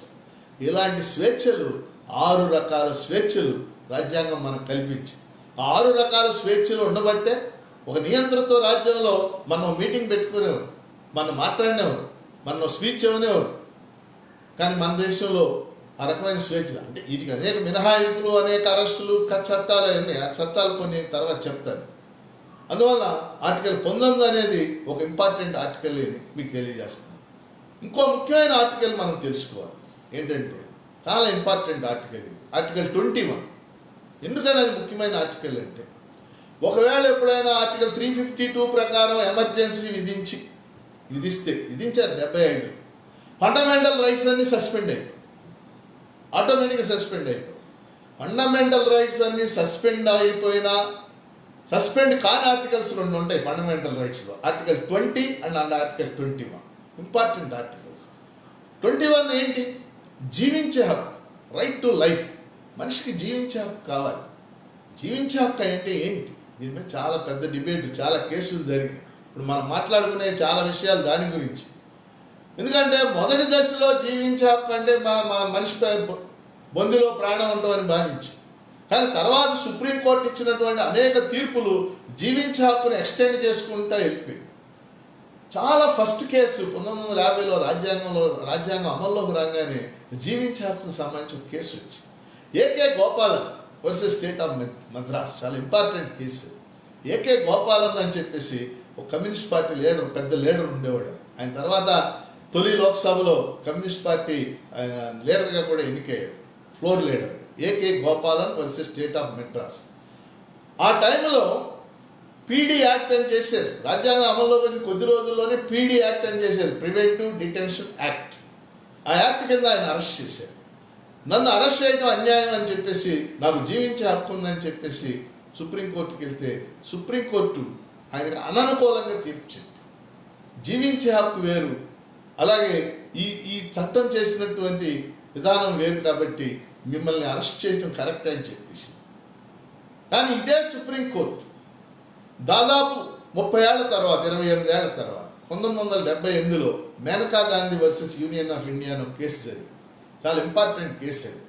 మేనకా గాంధీ మీ అందరికి తెలుసు, ఆ రోజు ఇందిరాగాంధీ ఓడిపోయింది. ఇందిరాగాంధీ కోడలు ఆవిడ, సంజయ్ గాంధీ భార్య, ఇందిరాగాంధీ కోడలు. వీళ్ళందరినీ కూడా ఇతర దేశాలు వెళ్ళిపోతారేమో నిరోధించడానికి అప్పుడు జనతా పార్టీ ప్రభుత్వం ప్రయత్నం చేసి మేనకా గాంధీ యొక్క పాస్పోర్ట్ను స్వాధీనం చేసుకుంది. ఆ సందర్భంగా మేనకా గాంధీ ఇలా నా యొక్క కదలికల్ని కంట్రోల్ చేయడం అనేది నా జీవించే హక్కు భంగకరం, నా ఆత్మగౌరవానికి భంగకరం అని చెప్పేసి ఆవిడ కేసు వేస్తే సుప్రీంకోర్టు ఆ కేసులో ఒక అద్భుతమైనటువంటి తీర్పు చెప్పి, మనిషికి జీవించే హక్కు అంటే ఆత్మగౌరవం, అలాగే సంచరించే హక్కు, ఇవన్నీ కూడా కలిసి ఉంటాయని చెప్పేసి తీర్పు చెప్పి, ఆ తర్వాత సుప్రీంకోర్టు జీవించే హక్కుకు సంబంధించి కొన్ని అద్భుతమైనటువంటి జడ్జిమెంట్స్ చెప్పి, అంటే ఆ జడ్జిమెంట్స్ ద్వారా పర్యావరణ హక్కు జీవించే హక్కు భాగంలో చెప్పి, ఆరోగ్య హక్కు జీవించే హక్కులో భాగంగా చెప్పింది, ఆశ్రయం పొందే హక్కు జీవించే హక్కులో భాగంగా చెప్పింది, అట్లాగే విద్య జీవించే హక్కులో భాగంగా చెప్పింది, అలాగే సంఖ్యలు బేడీలు వేసి తీసుకెళ్ళడం అనేది అది కరెక్ట్ కాదు, మనిషి ఆత్మగౌరవానికి భంగం కాబట్టి అది కరెక్ట్ కాదు, జీవించే హక్కుకి అది భంగకరం అని చెప్పి అంటే ఇక్కడ చెప్పదలుచుకుంది ఏంటంటే, జీవించే హక్కు అంటే వాళ్ళ ప్రాణం నిలుపుకోవడం కాదు, మనిషి చుట్టూ ఆవరించే ఉన్న అనేక అంశాలు జీవించే హక్కులో భాగమైపోయింది. మీకు ఒక ఉదాహరణ చెప్తాను. Kunal Sahu versus advanced medical research centre Calcutta అని కేసు జరిగింది. ఆ కేసులో సుప్రీంకోర్టు ఒక అద్భుతమైన జడ్జిమెంట్ చెప్పింది. ఆ జడ్జిమెంట్ ఏంటంటే, ఆరోగ్యాన్ని పొందటం కూడా మనిషి ప్రాథమిక హక్కు అని తీర్చింది. ఆరోగ్యాన్ని పొందటం కూడా మనిషి ప్రాథమిక హక్కు అని చెప్పి. ఎందుకంటే ఇవాళ కరోనా నేపథ్యంలో మనం చూస్తున్నాం, ఇవాళ కరోనా సంక్షోభం నేపథ్యంలో మనం చూస్తే ఆరోగ్యం, వైద్య ఆరోగ్య రంగాలు ఎంత ఇంపార్టెంటో మనం చూస్తూ ఉన్నాం. ఇవాళ వైద్య ఆరోగ్య రంగాలే మనం కాపాడుతూ ఉన్నాం. కానీ చిత్రం ఏంటంటే, ప్రభుత్వ రంగంలో ఉన్న డాక్టర్లు, ప్రభుత్వ రంగంలో ఉన్న నర్సులు, ఏఎన్ఎంలు, ఆశాలు, వీళ్ళు ఒక విధంగా పోరాటం చేస్తున్నారు, సైనికుల్లాగా పోరాటం చేస్తున్నారు. అంటే ఆరోగ్య రంగం పౌరుడి బాధ్యత, పౌరుడి హక్కు అయినప్పుడు అది ప్రభుత్వ రంగంలో అభివృద్ధి చెందితేనే పౌరుడికి హక్కులన్నీ రావడానికి అవకాశం. అందుకని ఆర్టికల్ 21 దగ్గర నేను ప్రధానంగా మీ అందరికీ విన్నపం చేసేది ఏంటంటే, దాన్ని బాగా అర్థం చేసుకోవాలి. విద్య, ఆరోగ్యం, పర్యావరణం ఇవన్నీ కూడా జీవించే హక్కులో భాగంగా మారిపోయింది. ఇవాళ మనం నిన్న చూసాం, నిన్న విశాఖపట్నంలో ఎల్జీ పాలిమర్స్ కేసు చూసాం. ఎల్జీ పాలిమర్స్లో అది లీక్ అయింది, వాయువు లీక్ అయ్యి 12 మంది చచ్చిపోయారు, కొన్ని వేల మంది ఆ వాయువుని పీల్చారు. ఇప్పుడు ఆ పరిస్థితి ఏంటనేది మనం చూడాలి. మరి అది జీవించే హక్కు భంగకరమే కదా. నివాస ప్రాంతాల మధ్య అలాంటి రసాయన కర్మాగారం ఉండాల్సినటువంటి అవసరం ఏముంది? నివాస ప్రాంతాలు దూరంగా చాలా బంజరు భూములు ఉన్నాయి, ఆ దూరంగా పెట్టుకోవచ్చు కదా. అలా 1984లో భోపాల్ గ్యాస్ ట్రాజడీ అని చెప్పేసి జరిగింది, మన అందరికీ తెలుసు. కొన్ని వేల మంది భోపాల్ గ్యాస్ ట్రాజడీలో చచ్చిపోయారు. అంటే జీవించే హక్కుని మనం భంగం చేసినట్టే కదా. అందుకని మనం జీవించే హక్కు అనేది ఒక అత్యంత ముఖ్యమైనటువంటి హక్కుగా మనకు ముందుకు వచ్చింది అనేది మనం గుర్తించాల్సినటువంటి అంశం. అట్లానే ఇంకొక ముఖ్యమైన ఆర్టికల్ 22. ఎందుకంటే మనందరం కూడా దాన్ని తెలుసుకోవాల్సినటువంటి అవసరం. 22 ఏం చెప్పింది అంటే, ఇది రైట్ టు ఫ్రీడమ్లో అది కూడా ఒక ఆర్టికల్. 22 ఏం చెప్పింది? ఒక పౌరుడిని అరెస్ట్ చేస్తే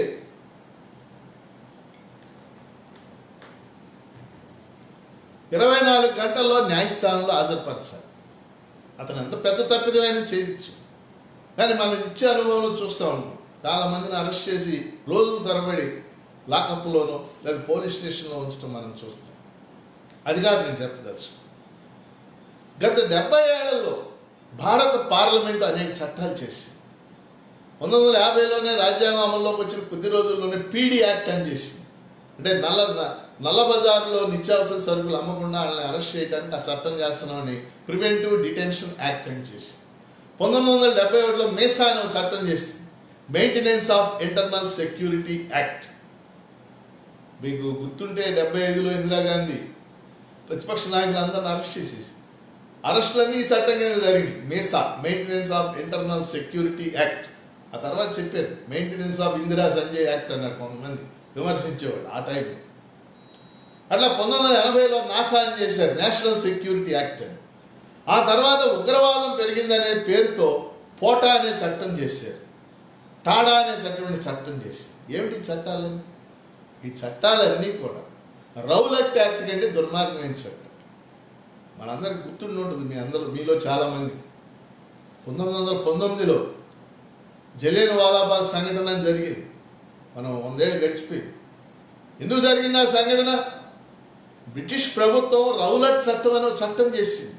ఆ చట్టం కింద అరెస్ట్ చేసి విచారణ లేకుండా ఇన్నాళ్ళని జైల్లో ఉంచవచ్చు. ఓ బ్లాక్ యాక్ట్ అనమాట. రౌలట్ అనే ఒక అధికారి ఆ చట్టాన్ని సిఫార్సు చేశాడు కాబట్టి దాన్ని రౌలట్ యాక్ట్ అని ఆ చట్టం చేసి, ఆ చట్టానికి వ్యతిరేకంగా గాంధీ గారు పిలిపిస్తే జలియన్ వాలాబాగ్ సంఘటన. వాస్తవంగా నాసా, మేసా, టాడా, పోటా ఇవన్నీ కూడా రౌలట్ యాక్ట్ కంటే దారుణమైనటువంటి చట్టాలు. అంటే స్వతంత్ర భారతదేశంలో రాజ్యాంగానికి విరుద్ధంగా ఈ చట్టాలన్నీ మనం చేసాం. ఆచరణలో కూడా ఏం నిరూపితమైంది? టాడా కానీ పోటా కానీ తర్వాత రద్దు చేసేసేది పార్లమెంట్ మళ్ళీ. ఎందుకని? ఆ చట్టాలన్నీ అప్పుడు అధికారంలో ఉన్నవాళ్ళు తమ రాజకీయ ప్రత్యర్థులను అణచివేయడానికి ఉపయోగించారు. చాలా విచిత్రమైనటువంటి విషయం. అందుకని ఇలాంటి చట్టాలు మనలాంటి వాళ్ళ ప్రజాస్వామ్యవాదులందరూ వ్యతిరేకించినప్పుడు న్యాయవాదులందరూ కూడా వ్యతిరేకించాలి. ఎందుకంటే టాడా, పోటా ఇవన్నీ కూడా ఉగ్రవాదం పెరిగిన మాట వాస్తవం. ఆ ఉగ్రవాదాన్ని అణచడానికి వేరే మార్గాలు ఉన్నాయి. కానీ వాస్తవంగా ఉగ్రవాదం ఉన్న రాష్ట్రాల్లో ఆ చట్టాలు ఎక్కువ అమలు జరగలేదు. ఉదాహరణకి మీరు టాడా, పోటా చట్టాలు కాశ్మీర్ గురించో పంజాబ్ గురించో చేశారు, అక్కడ అమలు జరగాలి. అక్కడ అమలు జరగల. ఆ చట్టాల కింద ఎక్కువ అరెస్ట్ అయింది ఎక్కడ అంటే గోవాలో అరెస్ట్ అయ్యారు, గుజరాత్లో ఉగ్రవాదం ఏమున్నప్పుడు, లేదా గోవాలో ఉగ్రవాదం ఏముంది. అందుకని ఆర్టికల్ 22 ఒక ఇంపార్టెంట్ ఆర్టికల్ పౌరులకు సంబంధించి, పౌరుల రక్షణకు సంబంధించి, అరెస్టులకు సంబంధించి, ప్రివెన్షన్ ఆఫ్ అరెస్ట్ అన్నమాట. ఈ ఆర్టికల్స్ని మనం అర్థం చేసుకోవాల్సినటువంటి అవసరం ఉంది. టాడా, పోటా లాంటి చట్టాలు పాలక వర్గాలు చేసినప్పుడు వాటిని వ్యతిరేకించాల్సిన అవసరం కూడా ఉందనేది నా యొక్క విజ్ఞానం. అలా ఫండమెంటల్ రైట్స్ ఇంకొక ముఖ్యమైనటువంటి అంశం చెప్పి, ఫండమెంటల్ రైట్స్ ఇన్ని చాలా ఆర్టికల్స్ ఉన్నాయి, చాలా విషయాలు ఉన్నాయి, మన అందరికీ తెలుసు. ఉదాహరణకి ఆర్టికల్ 22, 23, 24 ఉంది. 23, 24 ఏం చెప్పింది? ఈ దేశంలో రాజ్యాంగం ప్రకారం వ్యభిచారాన్ని, బానిసత్వాన్ని, వెట్టి చాకరీని, అలాగే పిల్లలతో పనిచేయించడాన్ని, బాల కార్మిక వ్యవస్థని నిషేధించాలి. ఇప్పుడు ఆర్టికల్ 24 ఉంది. 14 సంవత్సరాల్లో పిల్లల చేత ప్రమాదకరమైన పరిశ్రమల్లో పనిచేయించుకోవడం, దానికోసం పార్లమెంట్ చట్టాలు కూడా చేసింది. కానీ ఈ రోజు కూడా భారతదేశంలో కొన్ని వేల మంది, లక్షల మంది బాల కార్మికులు పనిచేయటం మన కళ్ళ ముందు కనపడుతున్నటువంటి సత్యం. అంటే ఫండమెంటల్ రైట్స్ ఉండటం వేరు, దాన్ని అమలు చట్టాలు చేయటం వేరు, దాన్ని అమలు చేయటం. ఈ మూడు మనం అర్థం చేసుకోవాల్సినటువంటి అంశాలు. అట్లానే మనకి రైట్ టు రిలీజియన్కి సంబంధించి అనేకమైన కేసులు జరిగాయి. ముఖ్యంగా లౌకికవాదానికి, లౌకిక తత్వానికి ప్రమాదం ఏర్పడినప్పుడు కూడా అనేక కేసులు జరగడం, ఈ కేసుల్లో కోర్టులు చాలా పాజిటివ్గా స్పందించడం, భారతదేశ లౌకిక విధానాన్ని కాపాడే విధంగానే అనేక సందర్భాల్లో సుప్రీంకోర్టు తీర్పులు ఇవ్వటం కూడా మనందరికీ తెలిసినటువంటి విషయం. అలాగే ఒక ముఖ్యమైన అంశం ఫండమెంటల్ రైట్స్లో నేను చెప్పదలుచుకున్నాను. అదేంటంటే రైట్ టు ఎడ్యుకేషన్. వాస్తవంగా రాజ్యాంగం రాసినప్పుడు రాజ్యాంగ నిర్మాతలు ఆదేశిక సూత్రాల్లో విద్య గురించి రాశారు. ఆదేశ సూత్రాల్లో ఆర్టికల్ 45 అని ఉంది. ఆర్టికల్ 45వ నిబంధన ఏం చెప్పిందంటే free and compulsory education, free and compulsory education for the children below the age of 14 years within 10 years. చూడండి ఎంత గొప్పగా చెప్పారు రాజ్యాంగ నిర్మాత. రాజ్యాంగం అమల్లోకి వచ్చిన 10 ఏళ్లలోగా భారతదేశంలో ఉన్న 14 సంవత్సరాల్లో పిల్లలందరికీ ఉచిత నిర్బంధ విద్య ఉండాలి. చాలా అద్భుతంగా రాజ్యాంగ నిర్మాతలు చెప్పారు. అంటే దాని అర్థం ఏంటి? 1960 నాటికి ఈ దేశంలో బడికెళ్ళని పిల్లోడు ఉంటానికి వీలు లేదు. అనేక స్కీమ్స్ అమలు చేశారు. ఏదో సర్వశిక్ష అభియానాన్ని ఇవన్నీ చాలా అమలు చేశారు. కానీ అనుకున్న లక్ష్యాన్ని సాధించలేకపోయారు. భారతదేశానికి బడికెళ్ళని పిల్లోడు విపరీతంగా ఉంటున్నారు. డ్రాప్ అవుట్స్ రేటు విపరీతంగా ఉంటుంది. అందువల్ల ఏం జరిగిందంటే 1992-93లో సుప్రీంకోర్టు ముందుకు 2 ఇంపార్టెంట్ కేసులు వచ్చాయి. తప్పనిసరిగా మనం తెలుసుకోవాల్సిన కేసు విద్య మీద ఆసక్తి ఉన్నవాడు. ఒక case Unnikrishnan versus state of Andhra Pradesh. Unnikrishnan versus state of Andhra Pradesh. ఇంకో case Mohini Jain versus state of Karnataka. 2 చాలా ఇంపార్టెంట్ కేసులు విద్యకు సంబంధించి. ఈ 2 కేసుల్లో కూడా సుప్రీంకోర్టు చాలా స్పష్టంగా ఒక విషయాన్ని చెప్పి విద్యని ప్రాథమిక హక్కుగా మార్చండి, ఆదేశ సూత్రాలు ఉంచడం కాదు, విద్యను ప్రాథమిక హక్కుగా మార్చండి అని చెప్పి. అందుకని సుప్రీంకోర్టు ఈ జడ్జిమెంట్ ఇచ్చిన తర్వాత భారత పార్లమెంట్ 86వ రాజ్యాంగ సవరణ చేసింది 2002లో. 86th అమెండ్మెంట్ చేసి ఆర్టికల్ 21A అనే కొత్త ఆర్టికల్ని రాజ్యాంగంలో ఫండమెంటల్ రైట్స్లో చేర్చింది. 21A. మా టీచర్లందరికీ ఈ ఆర్టికల్ వరకు ఖచ్చితంగా తెలుసు. 21A అంటాం. 21 ఏముంది? Right to life. చూసారు, జీవించే హక్కు ఎంత ముఖ్యమో 21A రైట్ టు ఎడ్యుకేషన్, విద్య అంత ముఖ్యమని చెప్పేసి 21Aలో చేర్చి ఈ విద్య ప్రాథమిక హక్కుగా మారిన తర్వాత దీన్ని అమలు చేయడానికి 2009లో భారత పార్లమెంటు నేషనల్ ఎడ్యుకేషన్ యాక్ట్ జాతీయ విద్యా హక్కు చట్టం అని చట్టం. ఇప్పుడు ఆ చట్టం అమల్లో నిన్న ఆంధ్రప్రదేశ్ హైకోర్టు కూడా దాన్ని ప్రస్తావన చేసింది. ఎందుకంటే ఆ చట్టంలో ప్రాథమిక విద్య మాతృభాషలోనే కొనసాగాలని ఆ చట్టం. సో మన ఆంధ్రప్రదేశ్ ప్రభుత్వం ప్రాథమిక విద్యలో ఇంగ్లీష్ మీడియం పెట్టింది కాబట్టి ఆ చట్టం ఆధారంగా చేసుకునే మన హైకోర్టు జడ్జిమెంటు ఇవ్వడం అనేది కూడా జరిగింది. అంటే విద్యా హక్కు కూడా ఇవాళ ఫండమెంటల్ రైట్గా మారిపోవటం మనం చూసాం. కాబట్టి ఫండమెంటల్ రైట్స్ ఖచ్చితంగా భారతదేశం ఒక పెద్ద మార్పుకి, ముఖ్యంగా రిజర్వేషన్లకు సంబంధించిన కేసులు కానీ, ఆస్తి హక్కుకు సంబంధించిన కేసులు కానీ, భూ సంస్కరణ చట్టాలకు సంబంధించిన కేసులు కానీ, పర్యావరణ చట్టాలకు సంబంధించిన కేసులు కానీ, బాల కార్మికుల హక్కులకు సంబంధించినటువంటి కేసులు కానీ ఒక మార్పుకి దారితీసింది మన హక్కులు కాపాడుకోవడానికి. ముఖ్యంగా ఆర్టికల్ 32, ఆర్టికల్ 26 కూడా ఈ ఫండమెంటల్ రైట్స్ ముందుకు తీసుకెళ్ళడానికి దోహదపడి అని చెప్పేసి నేను మీకు తెలియజేస్తా ఉన్నాను. ఎందువల్లంటే ప్రాథమిక హక్కులు ఈ మేరకైనా ఉండబట్టే భారతదేశంలో కొంత మానవ వికాసం జరగడానికి అవకాశం లేదు. అంటే ప్రాథమిక హక్కులన్నీ సంపూర్ణంగా అమలు జరుగుతున్నాయా? ప్రభుత్వం అనే కొత్త చట్టాలు చేస్తూ ఉంది, నిర్బంధ చట్టాలు చేస్తూ ఉంది, చేస్తానమాట వాస్తవం. అనేక తమకు ఇష్టం లేని వాళ్ళని ఆ చట్టాల కింద అరెస్టులు చేస్తూ ఉంది, అది కూడా వాస్తవం.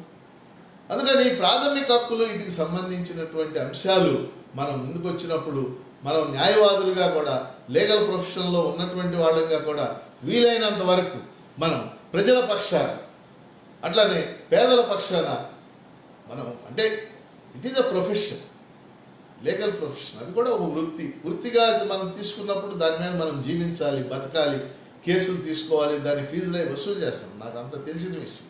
కానీ అందులో కూడా ఒక మానవ కోణం, ఒక హ్యూమన్ యాంగిల్ మనం సృష్టించుకోవాల్సినటువంటి అవసరం ఉంది.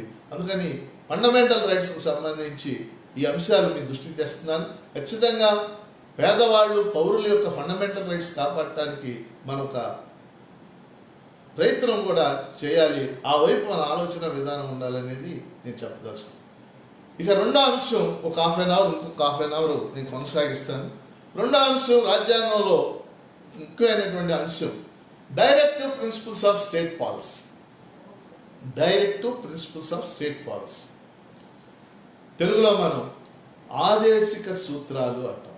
ఆదేశిక సూత్రాలు ఇవి రాజ్యాంగంలో 4వ భాగంలో రాయబడింది. ఐర్లాండ్ రాజ్యాంగం నుంచి డైరెక్టివ్ ప్రిన్సిపల్స్ని గ్రహించడం జరిగింది. ఐర్లాండ్ రాజ్యాంగం నుంచి డైరెక్టివ్ ప్రిన్సిపల్స్ని గ్రహించారు. సో ఆదేశిక సూత్రాలని ఎందుకు ఏర్పాటు చేశాం? ఏమిటి ఆదేశిక సూత్రాల్లో ముఖ్యంగా మనం గమనించాల్సింది? రాజ్యాంగం ఆదేశించింది. ఆదేశిక సూత్రాలు రాజ్యాంగం ఆదేశించింది. ఈ సూత్రాలను అమలు చేయమని. ఎవరిని ఆదేశించింది? కేంద్ర రాష్ట్ర ప్రభుత్వాలు. వాళ్ళు కదా అమలు చేయాల్సింది. మీరు ఈ సూత్రాలు అమలు చేస్తే మంచిది అని చెప్పి. బట్ రాజ్యాంగ నిర్మాతల యొక్క ముఖ్యమైన ఉద్దేశం ఏంటంటే, వాళ్ళు చెప్పింది ప్రియాంబుల్లో ఒక పదం ఉంది.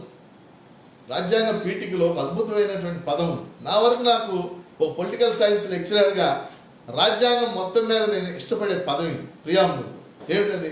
Justice, social, economic and political. Justice, social, economic and political అంటే ప్రజలందరికీ ఆర్థిక, సామాజిక, రాజకీయ న్యాయం జరగాలి. ఇది ఒక అద్భుతమైనటువంటి వాక్యం. ఎందుకంటే డాక్టర్ అంబేద్కర్ చెప్పాడు, లాస్కీ చెప్పాడు, వీళ్ళందరూ ఒక మాట చెప్పారు. పెద్ద గొప్పవాళ్ళు వీళ్ళంతా కూడా. లాస్కీ ఆయన ఇంగ్లాండ్ రాజ్యాంగ నిపుణుడు. ఆయన గ్రామర్ ఆఫ్ పాలిటిక్స్ అనే పుస్తకం రాశాడు. అందులో ఆయన చెప్తాడు, ఏమంటాడంటే ఆర్థిక సామాజిక న్యాయం లేని రాజకీయ న్యాయం వ్యర్థం అని. ఆర్థిక సామాజిక న్యాయం లేని రాజకీయ న్యాయం. అలాగే డాక్టర్ అంబేద్కర్ ఒకటి చెప్పాడు, ఆర్థిక సామాజిక స్వేచ్ఛ లేని రాజకీయ స్వేచ్ఛ వ్యర్థం అని.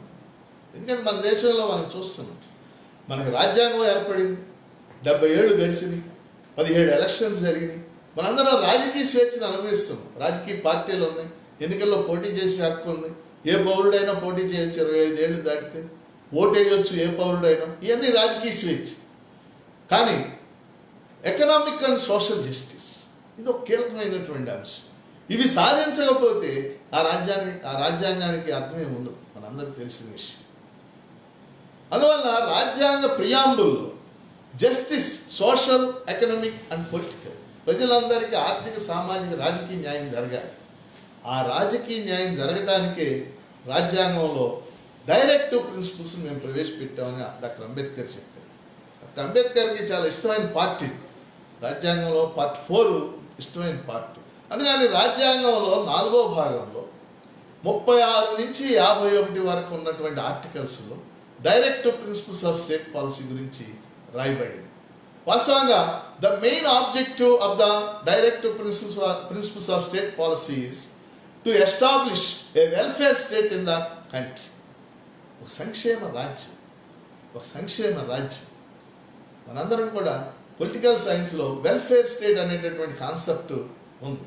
మీలో కొంతమంది స్కాండినేవియన్ కంట్రీస్ అని వాటి గురించి వినుంటారు. స్కాండినేవియన్, ఐరోపా ఖండంలో స్కాండినేవియన్ కంట్రీస్ అని ఉన్నాయి. నార్వే, స్వీడన్, డెన్మార్క్, ఫిన్లాండ్, వీటిని మనం స్కాండినేవియన్ కంట్రీస్ అంటాం.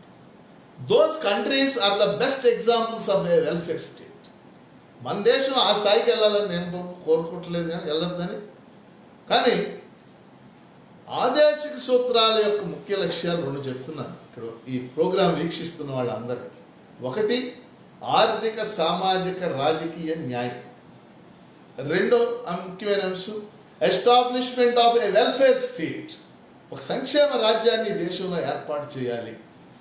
ఎందుకంటే నా వరకు నేను ఒక పొలిటికల్ సైన్స్ లెక్చరర్గా మొత్తం రాజ్యాంగంలో ఉన్న 25 భాగాలు ఉన్నాయి. పార్ట్స్ అంటాం, 25 ఉన్నాయి. అంటే వాస్తవంగా రాజ్యాంగం రాసినప్పుడు 22 పార్ట్లే ఉన్నాయి. తర్వాత 4A fundamental duties, 14A administrative tribunals, 9A ఇట్లా మున్సిపాలిటీస్ ఇలా చేర్చారు. ఇప్పుడు 25 పార్ట్స్ ఉన్నాయి. 25 పార్ట్స్లో ఎవరైనా నాకు ఇష్టమైన పార్టీ ఏదైనా అడిగితే నేను డైరెక్టివ్ ప్రిన్సిపల్స్ స్టేట్ పాలసీ.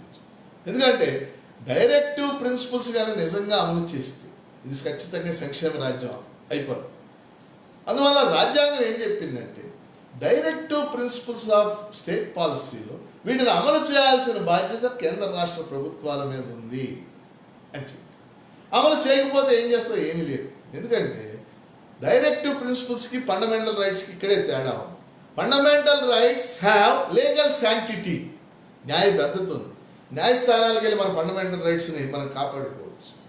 ఆదేశిక సూత్రాలను ప్రభుత్వాలు అమలు చేయకపోతే మనం ఏమి చేయలేం. అది కేవలం మోరల్ శాంక్టిటీ అంటే వాటిని అమలు చేయాల్సిన నైతికమైన బాధ్యత కేంద్ర రాష్ట్ర ప్రభుత్వాల మీద ఉందనేది రాజ్యాంగంలో చెప్తున్నారు. ఎందువల్లంటే రాజ్యాంగం అమల్లోకి వచ్చినటువంటి 30-40 ఏళ్ళు డైరెక్టివ్ ప్రిన్సిపల్స్కి చాలా ప్రాధాన్యత ఇవ్వబడింది. న్యాయస్థానాలు కూడా మీరు ఆశ్చర్యపోతారు. కొంతమంది న్యాయమూర్తులు ముఖ్యంగా 1980s 70s 80s ఆ ప్రాంతాలు కొంతమంది న్యాయమూర్తుల గురించి మీరు తెలుసుకోవాలి. అంటే ఇంకా యంగ్ పీపుల్ జ్యుడిషియరీలో ఉన్న యంగ్ పీపుల్ ఎవరైనా ఈ ప్రోగ్రామ్ చూస్తున్నట్లయితే వాళ్ళు ముఖ్యంగా జస్టిస్ విఆర్ కృష్ణయ్య చాలా గొప్ప సుప్రీంకోర్టు న్యాయమూర్తిగా పనిచేశారు. గొప్ప జడ్జిమెంట్స్ చెప్పారు. జస్టిస్ పిఎన్ భగవతి చాలా గొప్ప జడ్జిమెంట్స్ ఆయన చెప్పాడు. అట్లానే జస్టిస్ ఓ చిన్నపరెడ్డి మన రాష్ట్రానికి చెంది సుప్రీంకోర్టు న్యాయమూర్తిగా పనిచేశారు. అలాగే జస్టిస్ వైవి చంద్రచూడ్ గురించి మీరు అందరూ ఎన్ని ఉంటారు. 78 నుంచి 85 దాకా 7 ఏళ్ళు ఆయన సుప్రీంకోర్టు చీఫ్ జస్టిస్గా పనిచేశారు. అనేక హిస్టారికల్ జడ్జిమెంట్స్ చెప్పారు. అట్లా గజేంద్ర గడ్కర్ చీఫ్ జస్టిస్గా చేశారు. గజేంద్ర గడ్కర్ కానీ చిన్నపరెడ్డి కానీ అలాగే విఆర్ కృష్ణయ్య కానీ వీళ్ళు అద్భుతమైన జడ్జిమెంట్స్ చెప్పారు. వీళ్ళు చెప్పిన జడ్జిమెంట్స్లో ఎక్కువ భాగం ఆదేశిక సూత్రాలను ఏ విధంగా అమలు చేయాలి, ప్రజలకు ఏ విధంగా న్యాయం చేయాలనే తపన విపరీతంగా కనపడింది. ఎందుకంటే నేను ప్రత్యక్షంగా కొన్ని కేసులు చూశాను కాబట్టి అప్పట్లో చెప్తాను. నేను అప్పుడు ఆంధ్ర యూనివర్సిటీలో చదువుకునేటటువంటి వాడిని. ఉదాహరణకి మీకు ఒక ఉదాహరణ చెప్తాను. 1982లో పెన్షన్స్ మీద పెద్ద డిబేట్ జరిగింది. ఇప్పుడు పెన్షన్స్ రిటైర్ అయిన ఉద్యోగులకి, ప్రభుత్వ ఉద్యోగులకి పెన్షన్ అంటాం మనం. అంటే వాడు 34 ఏళ్ళు సేవ చేశాడు కాబట్టి రిటైర్ అయిన తర్వాత నెలకి ఎంత ఇవ్వాలి పెన్షన్ అని చెప్పేసి ఈరోజు రిటైర్ అయిన ఉద్యోగులకు పెన్షన్ వస్తుంది. ఓపీఎస్ అంటాం, అంటే ఓల్డ్ పెన్షన్ స్కీమ్. 2004 నుంచి అది కూడా ఇవ్వడం మానేసేది. 1982లో సుప్రీంకోర్టు ముందుకు ఒక కేసు వచ్చింది. బిఎన్ భగవతి అంతా బెంచ్లో ఉన్నారు. ఈ కేసుని D S Nakara versus union of India అంటారు. D S Nakara NAKARA Nakara versus union of India అంటారు. ఈ కేసులో సుప్రీంకోర్టు చాలా స్పష్టంగా పెన్షన్ అనేది ఉద్యోగులకు ఇచ్చేటటువంటి భిక్ష కాదు, చాలా అద్భుతంగా చెప్పి భిక్ష కాదు, అది వాళ్ళ హక్కు. వాళ్ళు 40 ఏళ్ల పాటు సేవలు అందించారు. రిటైర్ అయిన తర్వాత వాళ్ళు డీసెంట్ లైఫ్ గడపాలి. అది వచ్చిన తర్వాతే దేశవ్యాప్తంగా ఉద్యోగులు అందరూ నేను కూడా పెన్షన్ పొందుతున్నాను. ఈ కేసే కాదు. అందుకని మేము అందరం కూడా Nakara was the father of pensions అంటాం. కానీ మెయిన్ హెల్ప్ చేసింది సుప్రీంకోర్టే. అద్భుతమైనటువంటి జడ్జిమెంట్స్ ఇచ్చారు. అట్లాగే సుప్రీంకోర్టు ఆ రోజుల్లో 1980-82 ఆ ప్రాంతాల్లో మనం చూస్తే PIL పబ్లిక్ ఇంట్రెస్ట్ లిటిగేషన్, ఆ పబ్లిక్ ఇంట్రెస్ట్ లిటిగేషన్స్ ఇంట్రడ్యూస్ చేసాకే జ్యుడిషియల్ యాక్టివిజం అనేది పెరిగింది. ఈ PILs పబ్లిక్ ఇంట్రెస్ట్ లిటిగేషన్స్ రావడంలో కూడా ఆదేశిక సూత్రాలు అమలు చేయడానికి ఉదాహరణకి మీకు గుర్తుండి ఉంటుంది. 1980-82లో ఇందిరాగాంధీ ఢిల్లీలో ఏషియాడ్ గేమ్స్ అని నిర్వహించింది. ఏషియన్ గేమ్స్ అంటాం, ఆసియా క్రీడలో కండక్ట్ చేసేటప్పుడు పెద్ద ఎత్తున స్టేడియంస్ నిర్మాణం చేసి ఆ నిర్మాణం చేసేటప్పుడు వేలాది మంది కార్మికుల్ని బీహార్ నుంచి, ఉత్తరప్రదేశ్ నుంచి ఇప్పుడు వలస కార్మికుల్లాగా తీసుకొచ్చారు. ఆ కార్మికులందరూ పనిచేస్తే వాళ్ళ కాంట్రాక్టర్ కూలి ఎగ్గొట్టి అప్పుడు PUCL అనే సంస్థ, PUCL people's union for civil liberties అనే ఒక సంస్థ ఉండేది. ఆ సంస్థ సుప్రీంకోర్టులో PIL వేసింది. అది మొట్టమొదటి PIL. దాన్ని స్వీకరించాక సుప్రీంకోర్టు ఆ కార్మికులందరికీ న్యాయం చేయాలని చెప్పింది. ఒక అద్భుతమైనటువంటి జడ్జిమెంటు ఆ కేసులో చెప్పింది. అందువల్ల మనం ఆదేశిక సూత్రాలు అనేది ఇక్కడ ఉన్న పెద్దలందరూ ఈ కార్యక్రమాన్ని వీక్షిస్తున్నటువంటి లాయర్లు కానీ ఇతర మిత్రులు చూస్తే ఆదేశిక సూత్రాలకి న్యాయస్థానాల మద్దతు ఉండదు, అది కాదు మనం భావించాల్సి. They are the guiding principles of the constitution. రాజ్యాంగ నిర్మాతలు ఈ దేశంలో ఏం జరగాలి అనే దానికి మనకి ఇచ్చినటువంటి గైడింగ్ ప్రిన్సిపల్స్ అది. అందువల్ల ఆదేశిక సూత్రాలకు క్షుణ్ణంగా చదవండి, అమలు జరిగినా జరగకపోయినా అనేది ఇక్కడ ఉన్నటువంటి వారందరికీ నా విజ్ఞప్తి. ముఖ్యంగా 36 నుంచి 51 వరకు ఉన్న నిబంధనలో ఆదేశ సూత్రాలు రాశారు. వాటిని క్లుప్తంగా మనం కొన్ని పరిశీలన చేస్తాం. ఉదాహరణకు ఆర్టికల్ 38లో ఏం చెప్పారు? ప్రజలందరికీ ఆర్థిక, సామాజిక, రాజకీయ న్యాయం జరగాలి. ప్రజలందరికీ ఆర్థిక, సామాజిక, రాజకీయ న్యాయం. అలాగే ఆర్టికల్ 39 ఇంపార్టెంట్ ఆర్టికల్. ఆర్టికల్ 39లో ABCD 4 సబ్సెక్షన్స్ ఉన్నాయి. ABCD. ఏం చెప్పింది? ప్రజలందరికీ, స్త్రీ పురుషులందరికీ జీవనోపాధి కల్పించాలి. ఎంత అద్భుతంగా చెప్పింది. స్త్రీ పురుషులందరికీ జీవనోపాధి కల్పించాలి.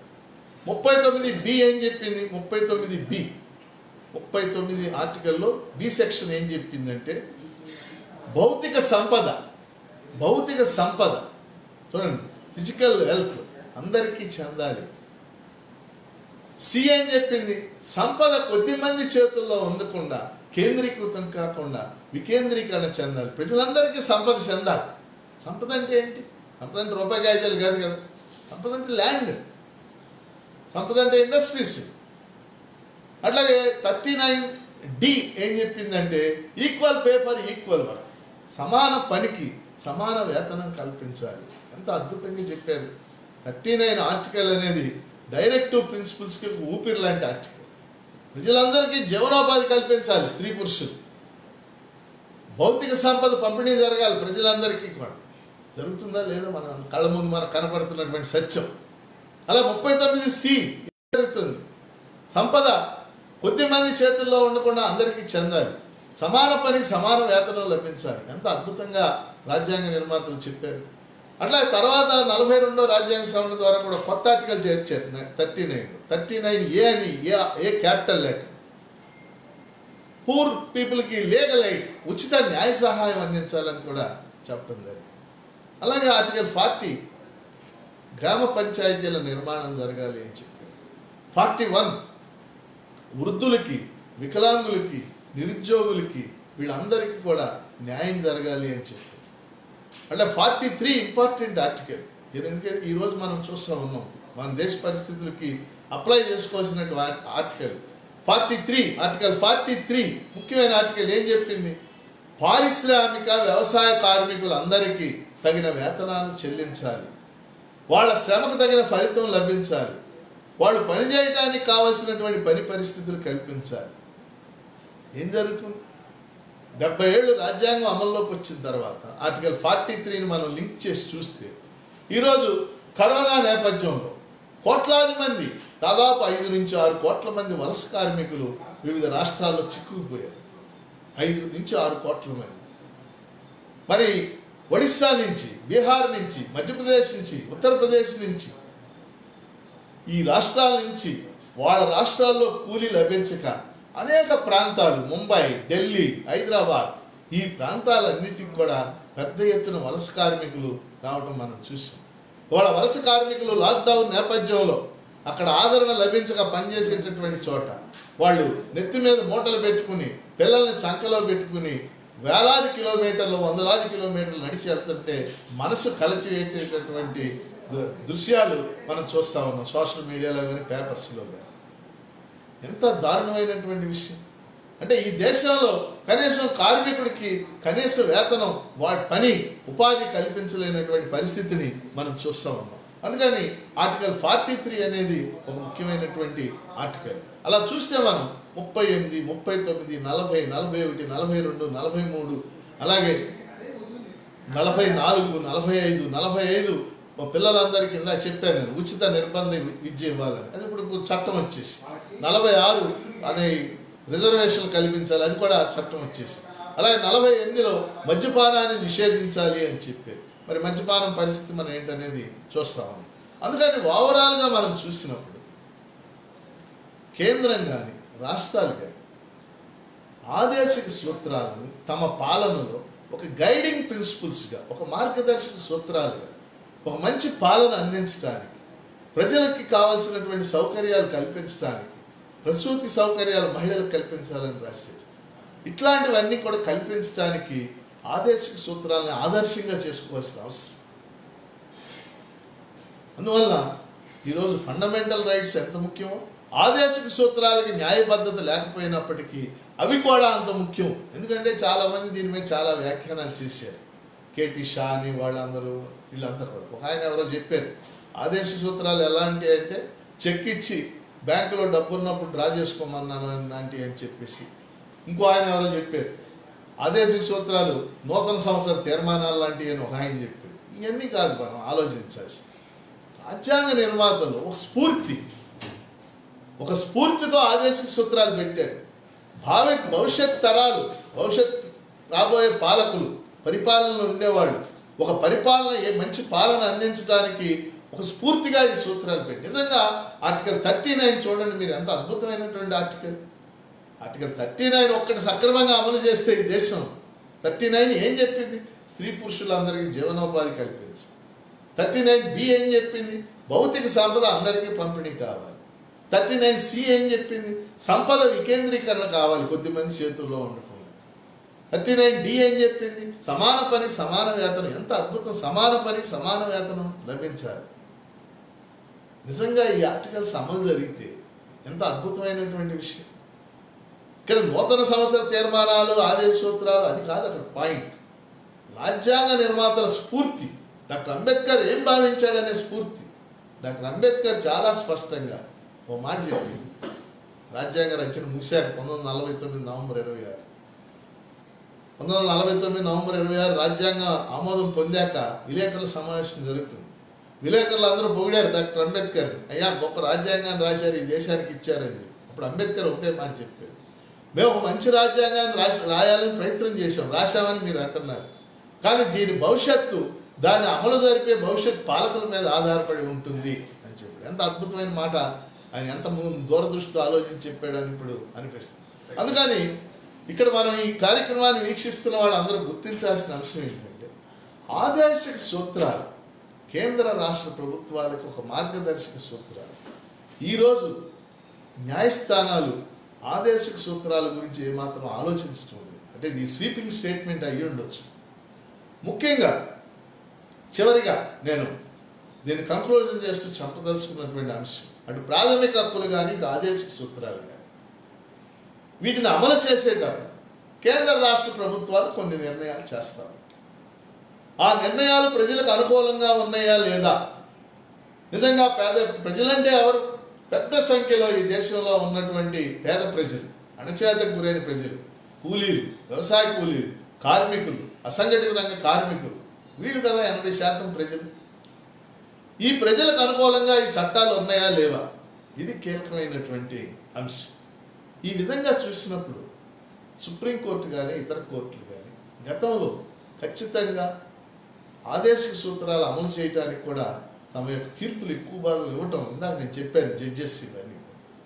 కానీ గత 20-25 ఏళ్ళుగా మనం పరిశీలిస్తే ఆర్థిక సంస్కరణలు అమలు ప్రారంభమైన తర్వాత బహుశా ఆర్థిక సంస్కరణల ప్రభావం ఒక రాజ్యాంగ వ్యవస్థలో భాగంగా, ఒక రాజ్య వ్యవస్థ అంటాం మనం, రాజ్యాంగ వ్యవస్థ, రాజ్య వ్యవస్థలో ఒక భాగం సుప్రీంకోర్టు. ఎందుకంటే సుప్రీంకోర్టుకి హైకోర్టుకి అనే అధికారాలు, న్యాయ సమీక్ష అధికారం, జ్యుడిషియల్ రివ్యూ అంటాం ఇంగ్లీష్లో. మనం అమెరికాలో 1803లో కేసు జరిగింది, అమెరికా రాజ్యాంగం అమల్లోకి వచ్చింది, మ్యాడిసన్ వర్సెస్ మార్బురీ అని చెప్పి.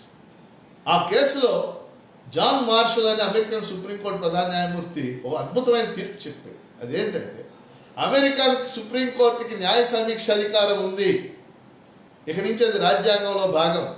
న్యాయ సమీక్ష అధికారం అంటే రాజ్యాంగానికి విరుద్ధంగా చేసిన చట్టాలు, రాజ్యాంగానికి విరుద్ధంగా చేసిన చట్టాలు ఇంగ్లీష్లో ఆల్ట్రా వైర్స్ అని, ULTRAVIRES, ఆల్ట్రా వైర్స్, చెల్లవు, నల్ అండ్ వైడ్ అని ప్రకటించవచ్చు అని. మన దేశ రాజ్యాంగంలో న్యాయ సమీక్ష అనే మాట డైరెక్ట్గా రాసి ఉండకపోవచ్చు, కానీ ఫండమెంటల్ రైట్స్లో article 13 it gives judicial review to supreme court and high court. Fundamental రైట్స్కి వీటికి విరుద్ధంగా ఉన్న చట్టాలు చెల్లవు అని ప్రకటించే అధికారం, హక్కు కోర్టులకు ఉంది మన దేశం. కానీ కోర్టులు చేయాల్సిన పని ఏంటంటే, ప్రజలు ఈ చట్టం ఎవరి కోసం చేశారు, ఎవరి ప్రయోజనాలకు అనుకూలంగా ఉంది, ఎవరి ప్రయోజనాలకు విరుద్ధంగా ఉంది, ఇది న్యాయస్థానాలు ఆలోచించాలి, న్యాయమూర్తులు ఆలోచించాలి. న్యాయమూర్తులు కూడా మనుషులే, ఏదో ఒక ఆర్థిక సామాజిక నేపథ్యం నుంచి వస్తారు. ప్రత్యేకించి గత 20-25 ఏళ్ళుగా మనం పరిశీలిస్తే ఆర్థిక సంస్కరణలు అమల్లోకి వచ్చిన తర్వాత గతమంతా ఈ జ్యుడిషియల్ యాక్టివిజం తగ్గిందేమో అనిపిస్తుంది. ముఖ్యంగా ఆదేశిక సూత్రాలను కాపాడటంలో అది కనపడటం లేదు. ఉదాహరణకి ఇటీవల 2 జరిగిన సంఘటనలు మనం చూద్దాం. వలస కార్మికులు ఉన్నారు. వలస కార్మికులు వాస్తవంగా ఫండమెంటల్ రైట్స్కి విరుద్ధం, రెండో వైపు ఆదేశిక సూత్రాలకు కూడా విరుద్ధం. నేనేమంటానంటే వలస కార్మికులు ఇప్పుడు దేశవ్యాప్తంగా లాక్డౌన్ నేపథ్యంలో ఇంత దుస్థితి అనుభవిస్తున్నప్పుడు సుప్రీంకోర్టు స్వయంగా దీన్ని సుమోటో కేసుగా తీసుకుని ఖచ్చితంగా దీన్ని విచారణ చేసి ప్రభుత్వానికి కొన్ని గైడ్ లైన్స్ ఇచ్చి వలస కార్మికుల హక్కులు కాపాడాల్సిన అవసరం ఉందా లేదా అని నేను ఒక రాజనీతి శాస్త్ర అధ్యాపకుడిగా అడుగుతా ఉన్నాను. అట్లాగే నిన్న ఎల్జీ పాలిమర్స్ సంఘటన జరిగింది. చాలా దారుణమైన సంఘటన. ఎల్జీ కంపెనీ ఒక దక్షిణ కొరియాకు చెందిన బహుళజాతి కంపెనీ, అంటే మల్టీనేషనల్ కంపెనీ. చచ్చిపోయింది 12 మంది, తక్కువ సంఖ్య అని చాలామంది అనుకుంటున్నారు. ఇక్కడ చచ్చిపోవడం కాదు ఇంపార్టెంట్, ఆ కంపెనీ యొక్క తీరేంటి అనేటటువంటి. మనం చూస్తే ఐక్యరాజ్య సమితి ప్రధాన కార్యదర్శి స్వయంగా సంతాపం ప్రకటించాడు ఈ కార్మికులు చచ్చిపోవడం. దాని ప్రాధాన్యత మనం అర్థం చేసుకోవాలి. న్యాయంగా సుప్రీంకోర్టు ఏం చేయాలంటే ఇప్పుడు ఎల్జీ పాలిమర్స్ కేసుని సుమోటోగా స్వీకరించి ఖచ్చితంగా అది విచారణ చేయాలి. నా ఉద్దేశం ఏమిటి? ఆ రకమైనటువంటి జ్యుడిషియల్ యాక్టివిజం అవసరమని నేను భావిస్తూ ఉన్నాను ఈ దేశం. ఎందుకంటే ఆర్థిక కార్మిక చట్టాలు మారిపోతున్నాయి, కార్మికుల పనివారం మారిపోతుంది. ఇప్పుడు రేపు మనం చూస్తాం ఈ లాక్డౌన్ తర్వాత 8 గంటల పని విధానాన్ని 12 గంటల సిద్ధమైపోతాం. ఇవాళ ఆర్డర్స్ కూడా ఇవ్వబోతాం. మనం కూడా దానికి సిద్ధపడిపోతున్నాం. 8 గంటల పని విధానాన్ని ఎన్నో పోరాటాలు చేశాం, ఉద్యమాలు చేశాం. మేడే అంటే 8 గంటల పని విధానానికి సంబంధించినటువంటిది. 8 గంటలు ఎందుకు నిర్ణయించింది చరిత్ర? 8 గంటలు అయితే మనిషి మానసిక శక్తి, అతని మానసిక సామర్థ్యం దానికి సరిపోద్ది. తర్వాత కొంత విశ్రాంతి అవసరం వచ్చేసి, కానీ వాళ్ళు దాన్ని 12 గంటలు చేస్తాం, 14 గంటలు చేయటం అనేది ఏమన్నా సమంజసం? ఇలాంటివి అనేకమైన మనం ముందుకి రాబోతా ఉన్నాం. అందుకని ఇలాంటి సమయంలో ఇప్పుడు మన దేశంలో ఖచ్చితంగా ఈ లాక్డౌన్ నేపథ్యంలో, కరోనా నేపథ్యంలో ప్రపంచవ్యాప్తంగా చర్చ జరుగుతూ ఉంది. రాజ్యం అంటే ఏంటి, ప్రభుత్వం అంటే ఏమిటి, రాజ్యాంగం అంటే ఏంటి, ప్రభుత్వాల బాధ్యత ఇంకా పెంచాల్సినటువంటి అవసరం ఏంటి, వైద్య ఆరోగ్య రంగాలు ఏ వ్యవస్థలో ఉండాలి, విద్య ఏ వ్యవస్థలో ఉండాలి, ఇవన్నీ చర్చ జరుగుతుంది. ఈ చర్చల్లో న్యాయస్థానాల పాత్ర కూడా ఖచ్చితంగా ఉంది. అందుకని ఈ న్యాయస్థానాల తీరు కూడా మారాల్సినటువంటి అవసరం ఉందని చెప్పేసి నేను భావిస్తూ ఉన్నాను. మరి ఈ సందర్భంలో మనం ఈ కార్యక్రమాన్ని వీక్షించినటువంటి న్యాయవాదులు కానీ ఇతర పెద్దలు ఎవరైనా కానీ మన ఆలోచన విధానం, ఈ సమాజంలో సంపద ఎవరు సృష్టిస్తూ ఉన్నారు? మనం ఇప్పుడు మొన్న లాక్డౌన్ ప్రకటించిన తర్వాత ప్రపంచంలో ఉన్న 6 ఖండాలు ఉన్నాయి, మనుషులు నివసించే ఖండాలు. ఉత్తర అమెరికా, దక్షిణ అమెరికా, ఆఫ్రికా, ఐరోపా, ఆసియా, అట్లా ఆస్ట్రేలియా, 6 ఖండాల్లో ఒకటే సీన్ మనం చూసాం. ప్రతి నగరంలో, ప్రతి రాష్ట్రంలో, ప్రతి దేశంలో కూడా ప్రజలు పరుగులు తీశారు. దేనికోసం పరుగులు తీశారు? బియ్యం కోసం, గోధుమల కోసం, ఆహార ధాన్యాల కోసం, పళ్ళు కోసం, కూరగాయల కోసం, పాలు కోసం. ఎవరు ఇవన్నీ సరఫరా చేసేది? మనకి కంప్యూటర్ల కోసం మనం పరుగు తీయలేదు. ఎవరు ఇవన్నీ సరఫరా చేసేది? శ్రమజీవులు, అంటే రైతులు, కూలీలు, వాళ్ళు మనకి సరఫరా చేయాలి. వాళ్ళు పండించకపోతే ఏముంది మనకి లాక్డౌన్ సమయంలో మన జీవితాలు? అందుకని శ్రమే మానవ సంపదకి మూలం అనేది మనందరికీ తెలిసినటువంటి విషయం. అలాంటి మానవ శ్రమ, మానవుల యొక్క ప్రయోజనాలు మనం కాపాడుకోవాలి. మన రాజ్యాంగ నిర్మాతలకు ఆ స్ఫూర్తి ఉంది ఖచ్చితంగా. అందుకని ఈ రోజుకి భారత రాజ్యాంగం ఆ స్ఫూర్తిని కొనసాగిస్తూ ఉంది, కలిగి ఉంది. ముఖ్యంగా ఫండమెంటల్ రైట్స్ డైరెక్టివ్ ప్రిన్సిపల్స్లో డాక్టర్ బిఆర్ అంబేద్కర్ నాయకత్వాన ముసాయిదా కమిటీ కానీ, రాజ్యాంగ పరిషత్ సభ్యులు కానీ అద్భుతమైన విషయాలు పొందుపరిచారు. వాటిని మనం అర్థం చేసుకుని, సరే జ్యుడిషియరీ సంగతి ఎలా ఉన్నా, లీగల్ ప్రొఫెషన్లోనూ ఇతర వృత్తుల్లో ఉన్న మన అందరం కూడా ప్రజల ప్రయోజనాలు కాపాడటానికి మన వంతు కృషి కూడా చేయాలని ఈ సందర్భంగా కోరుకుంటూ, మరి ఈరోజు ఈ fundamental rights directive principles class చెప్పడానికి నాకు ఈ అవకాశం ఇచ్చిన ఐలు, ఆల్ ఇండియా లాయర్స్ యూనియన్, నేను అత్యంత సరైన సంబంధం కలిగిన యూనియన్ నాయకులు, మరి చాలా మంచివాళ్ళు నర్రా శ్రీనివాసరావు గారు, రాజేంద్ర ప్రసాద్ గారు, కొల్లి సత్యనారాయణ గారు, అలాగే జాతీయ స్థాయిలో దుష్యంత్ దగే, వీళ్ళందరూ కూడా మరి లాయర్ల యొక్క సంక్షేమం కోసం, అంతేకాకుండా అనేక సందర్భాల్లో ప్రజల ప్రయోజనాల కోసం కూడా కృషి చేస్తున్నారు. వాళ్ళకి ధన్యవాదాలు తెలియజేస్తూ ఈ కార్యక్రమాన్ని ఇంతవరకు వీక్షించిన వారందరికీ క్వశ్చన్ ధన్యవాదాలు తెలియజేస్తూ నేను ఏదైనా ప్రశ్నలు కానీ లేకపోతే వ్యాఖ్యానాలు కానీ ఉంటే తెలియజేయవలసిందిగా కోరుతున్నాను. మిత్రులను మీ అందరి అన్మ్యూట్ చేయడం జరిగింది. ఒక్కొక్కరుగా హలో ఒక్కొక్కరుగా మీరు మీ చెప్పండి. ఎవరు చెప్పండి? కటా సత్యనారాయణ గారు. సార్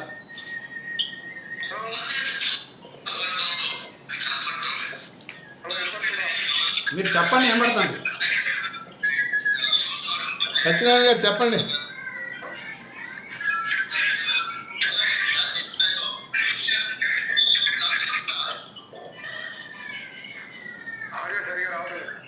చెప్పండి, మీరు చెప్పండి, ఏం పడుతుంది? సత్యనారాయణ గారు చెప్పండి, వినపడుతుంది నాకు. సత్యనారాయణ గారు ఒక్క నిమిషం, మీ ఒక్కటే ఆన్ చేస్తాను.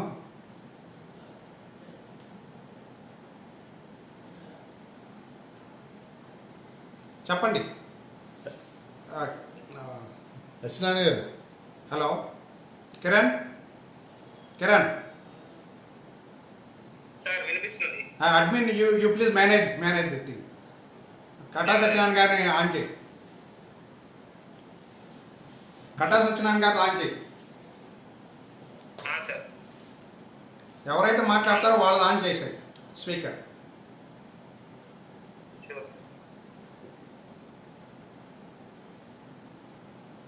చెప్పండి.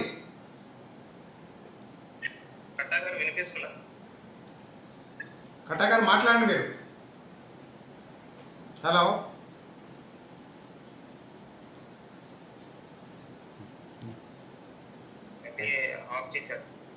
మీరు, నీకు ఇచ్చాను కదా, పోస్ట్ చేశాను కదా. సరే, ఇంకా ఎనీబడి క్వశ్చన్ చేయదలుచుకుంటే చెప్పండి. హలో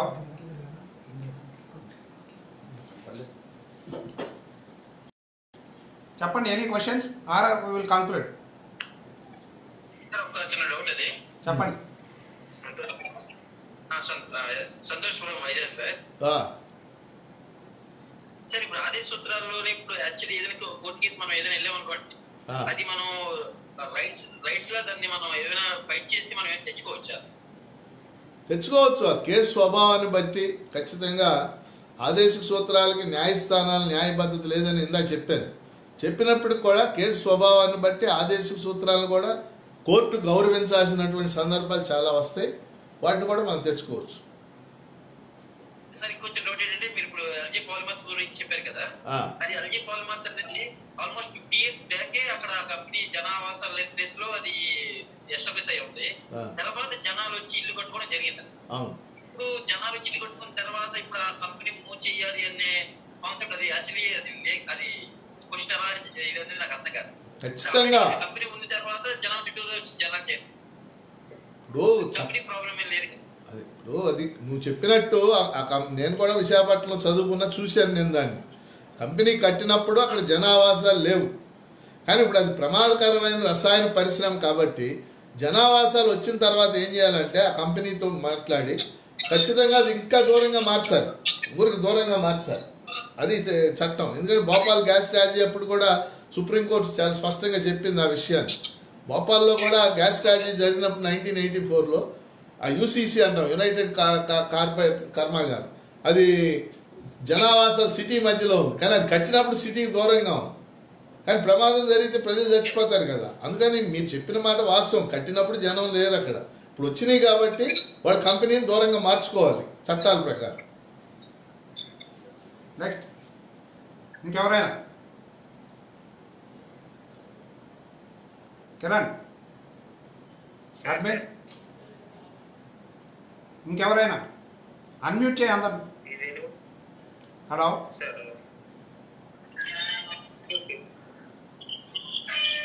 చెప్పండి సత్యనారాయణ గారు, వినపడతాను. సత్యనారాయణ గారు చెప్పండి. సౌండ్ వస్తుంది. అందరూ ఒక్కోసారి కొంతమంది చెప్పండి, మీకు వినపడుతుంది, చెప్పండి. సత్యనారాయణ గారు మీరు ప్రశ్న చెప్పండి, వినపడుతుంది.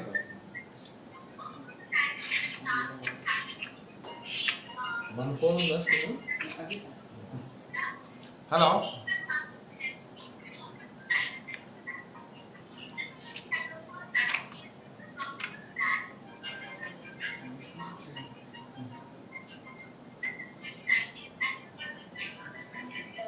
హలో చెప్పండి. ఆడియో సరిగ్గా లేదు.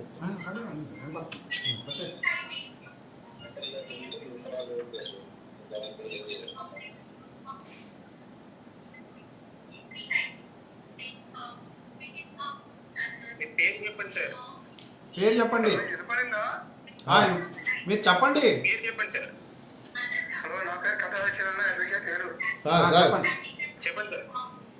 ఇప్పుడు హైకోర్టు ఆదేశాలను అపహాస్యం చేస్తూ మాతృభాష మాధ్యమంపై హైకోర్టు తీర్పులు అపహాస్యం చేస్తూ మళ్ళీ ఆప్షన్ తీసుకుంటుంది అన్ని జిల్లాల్లో.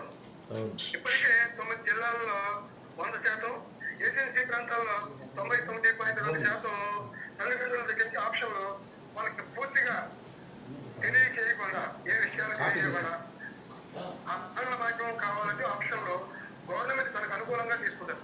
ఇది ఎంతవరకు జస్టిఫైబుల్? సత్యనారాయణ గారు మీరు చెప్పినట్టు మేము కూడా దాన్ని ఖండించాం. పీడిఎఫ్ ఎమ్మెల్సీ తరఫున హైకోర్టులో జడ్జిమెంట్ ఇచ్చింది. ఆ జడ్జిమెంట్ న్యాయంగా రాష్ట్ర ప్రభుత్వం గౌరవించాలి. ఆ జడ్జిమెంట్ భిన్నంగా వాళ్ళు ఆప్షన్స్ తీసుకోవడం సరైనటువంటి పద్ధతి కాదు. అందుకని మళ్ళీ హైకోర్టులో కంటెంప్ట్కి వెళ్ళడానికి ఇప్పుడు ప్రయత్నం జరుగుతూ ఉంది. కొంతమంది వెళ్ళి హైకోర్టు ఆదేశాలకు వ్యతిరేకంగా, హైకోర్టు ఆదేశాలు కూడా కాదు, తీర్పు అది యాక్చువల్గా, ఆ తీర్పుకు వ్యతిరేకంగా హైకోర్టు కంటెంప్ట్కి వెళ్ళడానికి ప్రయత్నం జరుగుతుంది. అవసరమైతే సుప్రీంకోర్టుకు కూడా వెళ్ళాలని చెప్పేసి భావిస్తూ ఉన్నారు. అందువల్ల ప్రభుత్వం చేసేది ఏమాత్రం సమంజసం కాదు అనేది మీ దృష్టికి తేదలుచుకున్నటువంటి అంశం. చెప్పండి. సుప్రీంకోర్టు గిరిజనులకి 100% రిజర్వేషన్స్ ఇవ్వాలి ఉద్యోగాల్లో అని చెప్పి ఇచ్చిన దాన్ని కొట్టివేయడం జరిగింది. అది రివ్యూ చేయాల్సిన అవసరం ఉంది.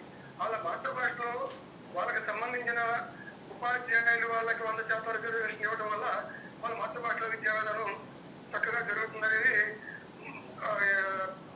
అది మొదటిగా ఉద్దేశించి ఆ జీవోని అమల్లో చేసేవాడు. ఇప్పుడు సుప్రీంకోర్టు ఆ జీవోని కొట్టివేయడం జరిగింది.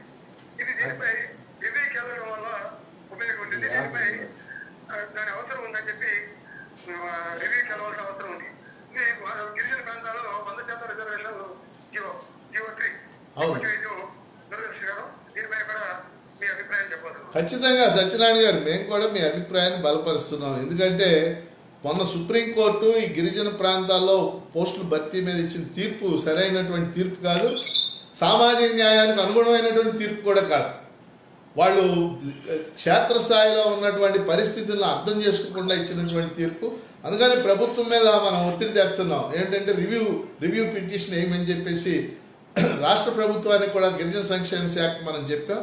త్వరలోనే సుప్రీంకోర్టులో ఈ తీర్పుకు సంబంధించి రివ్యూ పిటిషన్ మన రాష్ట్ర ప్రభుత్వం కూడా వేసేలాగా ఒత్తిడి తేవడానికి మనం ప్రయత్నం చేస్తూ ఉన్నాం.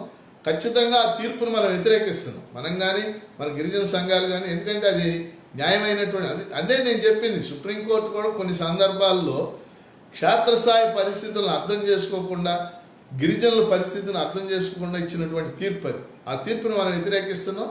ఖచ్చితంగా జీవో 3 కొనసాగాలని మనం కోరుకుంటున్నాం.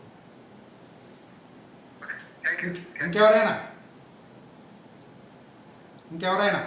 అన్మ్యూట్ చేసేయండి. అందరినీ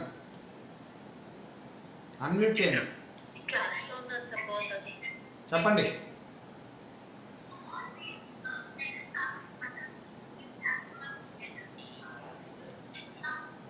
ఎవరైనా క్లోజ్ చేద్దామా?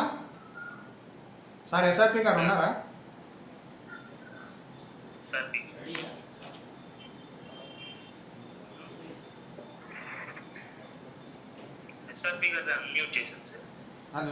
నువ్వు అందరితో ఒకసారి అన్మ్యూట్ చేసే, అందరికి క్లోజ్ చేద్దాం. ఎనీబడి? భాస్కర్, విద్యా హక్కు చట్టంలో చట్ట ప్రకారం ప్రైవేటు స్కూల్స్ లో, కాలేజెస్ లో కూడా 30% సీట్స్ 25% వెనకబడిన తరగతులకి పేదవాళ్ళకి ఇవ్వాలని చెప్పేసి చెప్పారండి. అవును, కానీ అది పూర్తి స్థాయిలో అమలు కావట్లేదు. అసలు అమలు జరగదు. కూడా అమలు చేయాలని చెప్పి చెప్పడం జరిగింది, కానీ అది పూర్తి స్థాయిలో అమలు కావట్లేదు. దీనికి కరెక్ట్, మీరు చెప్పింది కరెక్ట్. అని పేరేంటి? భాస్కర్ గారు, మీరు చెప్పింది కరెక్ట్. జాతీయ విద్యా చట్టంలో 25% సీట్లు పేదవాళ్ళకి, అణచివేతకు గురైన వర్గాలకి ప్రైవేట్ కార్పొరేట్ స్కూళ్ళలో ఇవ్వాలని ఉంది. దానికి కావాల్సిన ఫీజుని గవర్నమెంట్ రీఎంబర్స్ చేయాలి. కానీ మన రాష్ట్రానికి సంబంధించి దేశంలో మిగిలిన ఎట్లా పెట్టండి, మన రాష్ట్రానికి సంబంధించింది అమలు జరగలేదు. ముఖ్యంగా కార్పొరేట్ స్కూల్స్ వాటిని దాన్ని వ్యతిరేకిస్తున్నాయి. ఖచ్చితంగా మనం దాని మీద ఒత్తిడి తెస్తున్నాం. త్వరలోనే మన రాష్ట్రంలో అది అమలు జరిగేలా